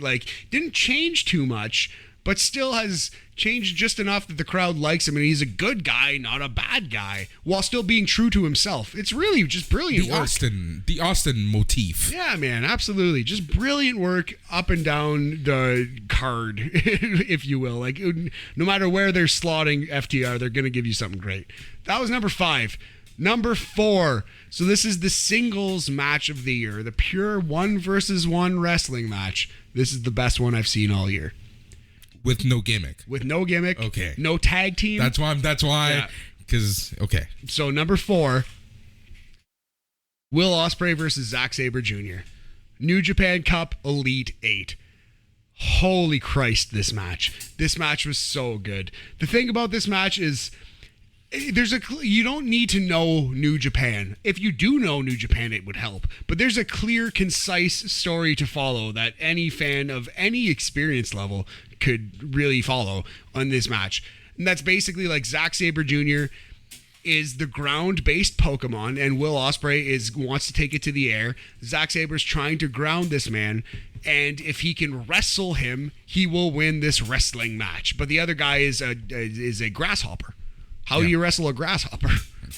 We're still trying to figure that out. So I thought the finish was great, unique too. I hadn't seen that exact finish before. This was, in a lot of years, the best match. One of the best matches I've ever seen. Just absolutely fabulous 1 versus 1 professional wrestling. Zack Sabre Jr. and Will Ospreay, their best match. And they've had some awesome matches too. Yep, exactly. Number 3, the AEW pay-per-view match of the year. The multi-man tag team match of the year. Anarchy in the Arena. Boris, Bryan Danielson, Eddie Kingston, Jon Moxley, Ortiz and Santana versus Chris Jericho, Angelo Parker, Matt Menard, Daniel Garcia, and Jake Hager. The best match in the history of AEW. No, I'm just kidding. The best match in the history of ECW, though, and it happened on AEW. This was the platonic ideal of ECW. God damn it, I fucking love this match so much. I loved every second of this match. I loved every camera cut. It was a Kevin Dunn wet dream, except it was actually good and entertaining. There was 1,000 camera cuts, and they were all necessary and meant something. This match was amazing. All 10 guys came off better than they came in. So, I don't know. Just absolute brilliant piece of work. How'd you feel about it? You disagree? Oh yeah, you know I do. I disagree wholeheartedly on this one. Would you even have it in your list? Would you even have it in your... It would be on my list. Okay. It would be on my list. But 3? Not even close? God, not even close to 3. Not even close. The match we are literally watching in front of our eyes happening during SmackDown, which is a 6-woman tag team match, would probably rank... No, I wouldn't. That's absurd. I mean, I know, that's absurd. All right, so that was number 3. Here we go. So, number 2, Boris, this is now, we're out of the 4.5 star pack. We are now into a 4 3/4 star match. So, this is the rarest rating, the rarest of the rare. I don't really give 4 3/4, because what's to decipher between A+ and a better A+? What number is this, sorry? This is number 2 on our list. Oh, a ripped pack. That's what. Yes. That's the decipher. That's the one, buddy. But it's just like, but honestly, so the reason why I would give 4 3/4 versus 4.5 or 5 is because it's a match that was brilliant with an obvious flaw, or like Jerry Lawler versus Bill Dundee that we don't have all the footage for. So I can't call it 5 stars if I haven't fucking seen the entire thing. That's or the unfair. Infamous Bret Hart versus Mr. Perfect. Exactly, Alaska match or whatever that we're supposed to be like the best match that either guy ever had, but we've never seen it. So like, or if we seen it, we see like 6 seconds on a fucking whatever, right? So anyway, so Hell in a Cell match, Cody Rhodes, Seth Rollins 3. This is 4 3/4 A+. And the obvious flaw with this match is that Cody tore his fucking pec, and it's only good. It's only compelling. It's only brilliant because he worked injured. Right. And the flaw is that not that like it's just that it would encourage so many other people to do so, right? Like, no? Do you know what I mean? Like, I know what you mean. Okay, anyway. Here's the thing about this match. We don't know the original match they had planned. No, we don't. Right? This match was an audible because Cody was limited to doing so much. Absolutely. And the match that they produced in their audible was still so fucking good.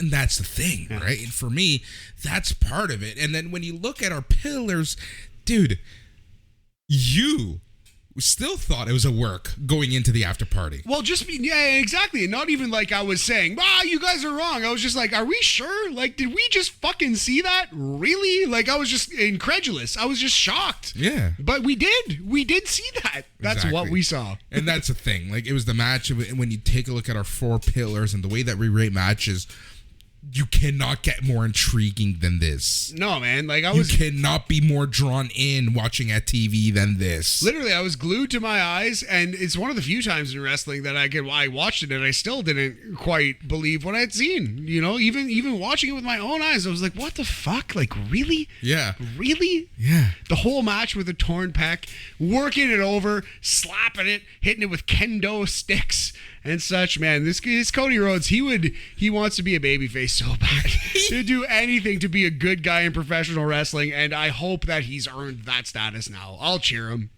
I'll cheer him. Go. You know what I mean? Like, dude, I'm almost willing to give him a second chance. Almost. All right, this is it. Match of the year, Boris. So far. So yeah, so the Hell in the Cell match, 4 3/4, that was the WWE match of the year, the WWE pay-per-view match of the year, and the gimmick match of the year. So the only match that I would give 5 stars to, that I would say was perfect, beautiful, a first ballot Hall of Fame match, excuse me. Getting a little drunk in this proceeding, Boris. This is the one. This is the best match I've seen all year. This is the best match of either team's career. This is one of the best matches I've ever seen in this genre. This might be the best tag team match ever that has ever happened. The Briscoes versus FTR from ROH Super Card of Honor from April Fool's Day. This is the match of the year. This is the best match that I've seen, and this is the only match so far this year that I can say is flawless. Flawless. There's not a second I would change about it. There's not a second that I've seen in another match that I could say for sure was better. This might be the best tag team match I have ever seen in my life. Period. Wow. Yeah. Wow. So great. Wow. Absolutely incredible first ballot Hall of Fame. FTR, Dax, fucking Harwood, buddy, and Cash Wheeler. And it's the only appearance of the Briscoes on their list. And they just casually had a 5-star match in the best of their career. Ho-hum. Yeah, right. Considering that, like, we literally, at the time of the list last year, had to add their match against each other to our list. Absolutely. And I'm glad we did. The fight on the farm, that match was with great. Papa Briscoe. Papa Briscoe, the MVP of that thing. Okay. I'm not saying that match wasn't number one. But when you look at our 4 pillars, and this is why I'm trying to beat this to death at this point. No, hit me. Because this is a perfect example of it.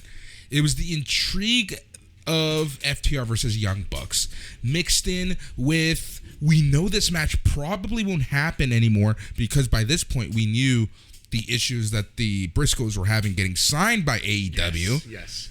Plus the fact that this was WrestleMania Friday and we knew that both teams, well, at least the Briscoes, were going to appear in another show at the same time. Yeah, almost. on that day, absolutely. That night, later that night. Which is crazy. To me, that's the most impressive thing in a way, is that the Briscoes were willing to give FTR so much in this match. Only they had to fucking work in 3 hours against the Good Brothers. And that's just like, that's a testament to the absolute work ethic of those two men, like Mark Briscoe and Jay Briscoe. In almost any other time in the history of wrestling, that would be a situation where they pull off the brakes a little bit. And I'm glad that they didn't, because it gave us, the fans, one of the most brilliant pieces of work I've ever seen in my life. But I mean, you could say I don't want to like make a joke of this. You can see Tony Khan like loves all of his wrestlers that he signed, but go watch the Ring of Honor press conference. Look how much Tony Khan loves FTR, and he knows how brilliant these guys are in the ring, man. So I don't know. I thought what's crazy to me. So okay, I'm trying to find the right time to bring this up. No, hit me. What's crazy to me is that we went through, the Supercard of Honor, and you're telling me out of the other 120 matches or 21 matches on this list, you couldn't find a spot for Jonathan Gresham versus Rush. Oh, see, maybe I should have. Maybe I should have. Maybe I honestly should. That's the thing, because like I flipped. This is why I'm like, I literally flipped the match of the night for me based off of what I like after the fact, right? So that's one that I actually forgot about and like should have. I'll watch it again, and maybe it'll show up in January on our list, Boris. Maybe I should have watched that. And like, obviously there's going to be some blind spots, yeah. So thank you for bringing that one up. But yeah, no, it definitely wasn't shot against that match so much as I actually just kind of slipped through the cracks a little bit. Yeah, no. Like I said, it was just, for me, I was just more curious to see, just because like we were both at that time just flipped out about like what we just watched. That's true. Yeah, it was a really good match. I love Jonathan Gresham's work, man. Little Taz like Pokemon, like 5'4", 4'5" type wrestler. So yeah, I was gonna say, well, let's get into the stats before we wrap this up. So by promotion, the stats here, and so All Elite Wrestling in New Japan, their stats are a little gassed up because they have the one show that's joint show. So if you added all the promotion stats up, it's not quite 122 because certain promotions are represented twice, right?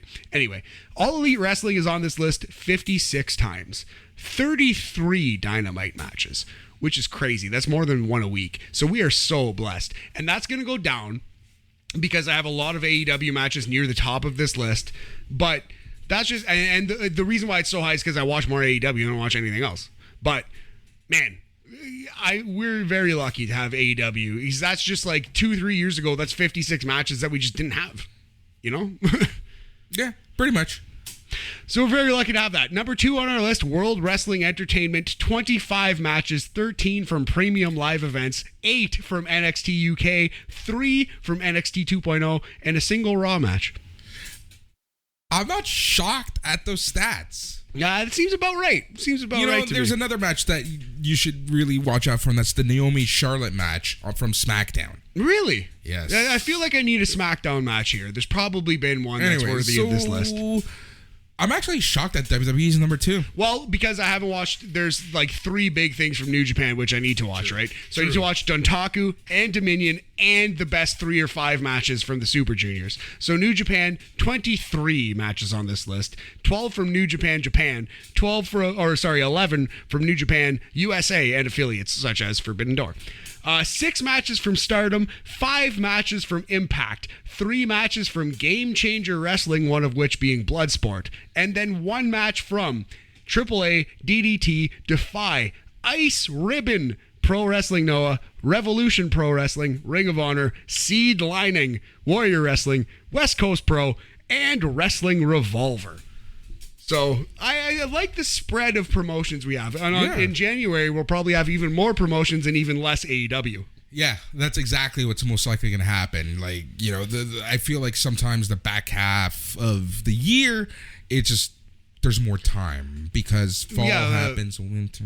Exactly. And it's summer right now. And like I said, it's just way easier for me to watch AEW Dynamite on Wednesday, know I'm going to get a couple great matches, than it is for me to pay $30 to watch whatever streaming service it might be. Or anyway. So let's go by wrestler now.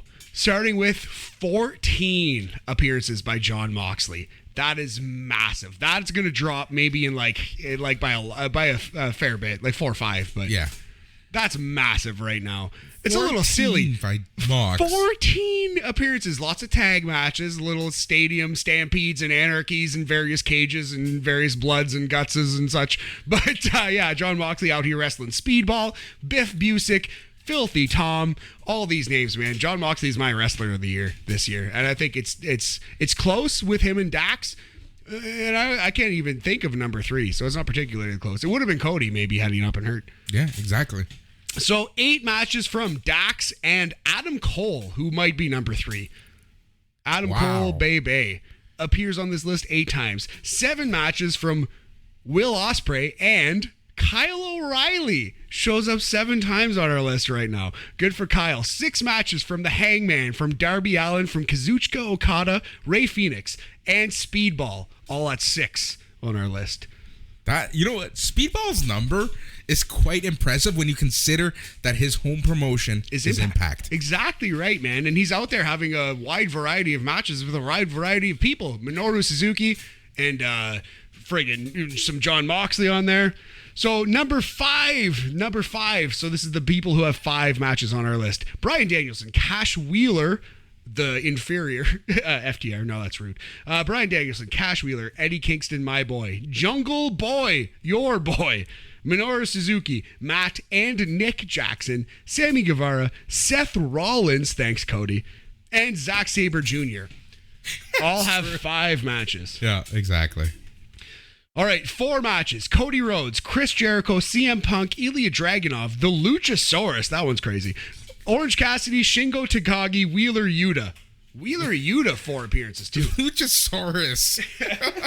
Well, yeah, it's lots of Jungle Boy helping him there. But yes, sir, yeah, the Luchasaurus 4 times. 3 times, Andrade El Idolo, Bobby Fish, Cameron Grimes, Daniel Garcia, Konosuke Takeshita, Maxwell Jacob Friedman, Riddle, Tetsuya Naito, Tomohiro Ishii. That's our list of 3-time appearances.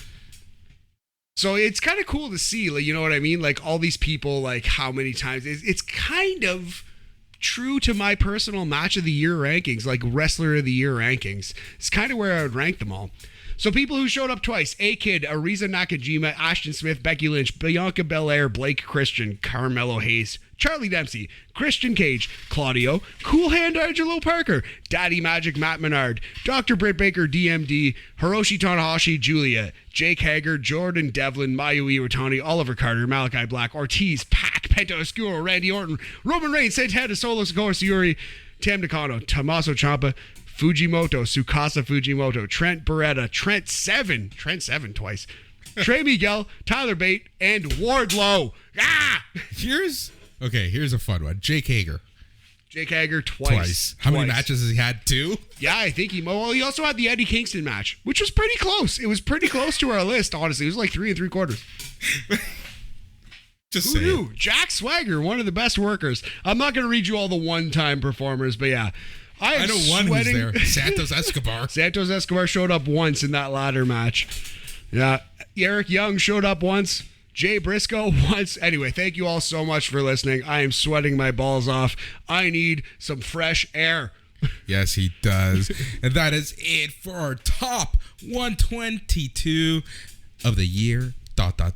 So far, honestly, I want to thank everyone for listening to this episode and any second humanly possible of BAM.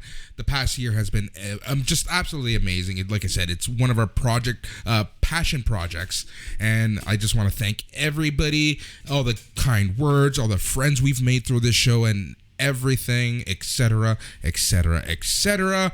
Tons on the go this weekend. Money in the Bank after party. We're coming at you right after the show. And then we're going to be chatting so much in the month of July. Matt, thank you for being a friend. Oh, that's nice, buddy. Thank you for being a friend. And thank the Golden Girls for that theme song. And yeah, man, thank you all so much for listening. I hope you enjoyed that. Let us know some feedback. Let us know any matches we forgot. I haven't watched any Dragon Gate. I haven't watched any, I don't know, Smash Wrestling, any Super Kicked. You never know. Maybe some Canadian indies will show up on this list near the end of the year. But yeah, this was a ton of fun to compile, and we'll keep tweaking it all year, and we'll see you again January 1st. He's Matt. I'm Boris, and just remember, stay tranquilo. Yeah.